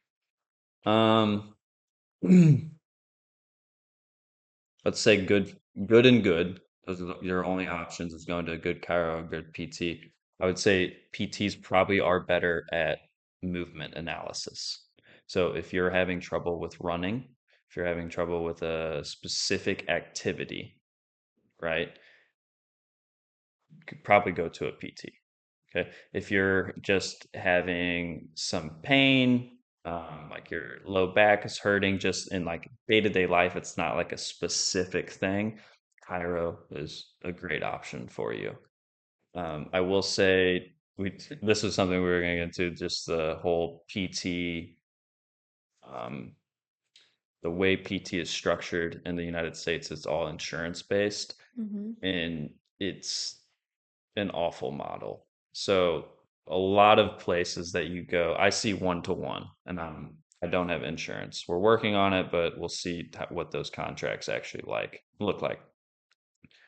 I'm one to one, meaning you get my full attention the entire time, and I'm only working towards your goals. If you have a shoulder injury and a knee injury, I'm going to work on your shoulder and your knee all at the same time, same visit. But if you go to a normal PT clinic that takes insurance and everything else like that, you actually can't do that. Mm, You would have to have two separate scripts for the shoulder and the knee. The rule of thumb is you can basically go one joint away because that PT has to explain to insurance why they're working on your knee. How does your knee pain affect your shoulder pain? You mm. can write some pretty weird things and get there, but for the most part, I would need another script to see you. Also, whenever you come in to see me, the reason why I see people one time a week. Whenever you go into a normal PT clinic, you're going to be in there for 2 or 3 visits. And the reason why is, yeah, it can help for sure, but a lot of times it's overkill. And the reason is every time you come in there, insurance is only going to pay out a certain amount of money. It's not very much. It's less than you'd think. A lot of times it's around $60 for you to visit. You might have a $40 copay. That means insurance is paying $20. So think about that. You're paying more than your insurance and you pay for your insurance Wow. for oftentimes worse treatment because now that you're being seen 2 to 3 times a week, everybody else that comes in that clinic is being seen 2 to 3 times a week. They're oftentimes double booking you or triple booking at physical therapists. So then they hire PTAs, which can be very qualified, or physical therapy assistants, that are not qualified. They're oftentimes high schoolers, people in college, something like that that don't have training, and they'll be running you through your exercises. It's awful, but they legally can do it because the PT's there. Hmm. And so oftentimes you get worse treatment, uh, not even necessarily good progressions. You're in there spending more time in there. Oftentimes you spend more money than you would if you came and see me in the long run. And it's just like, it's not a good system. But they have to. The PTs get overworked. I call them PT mills.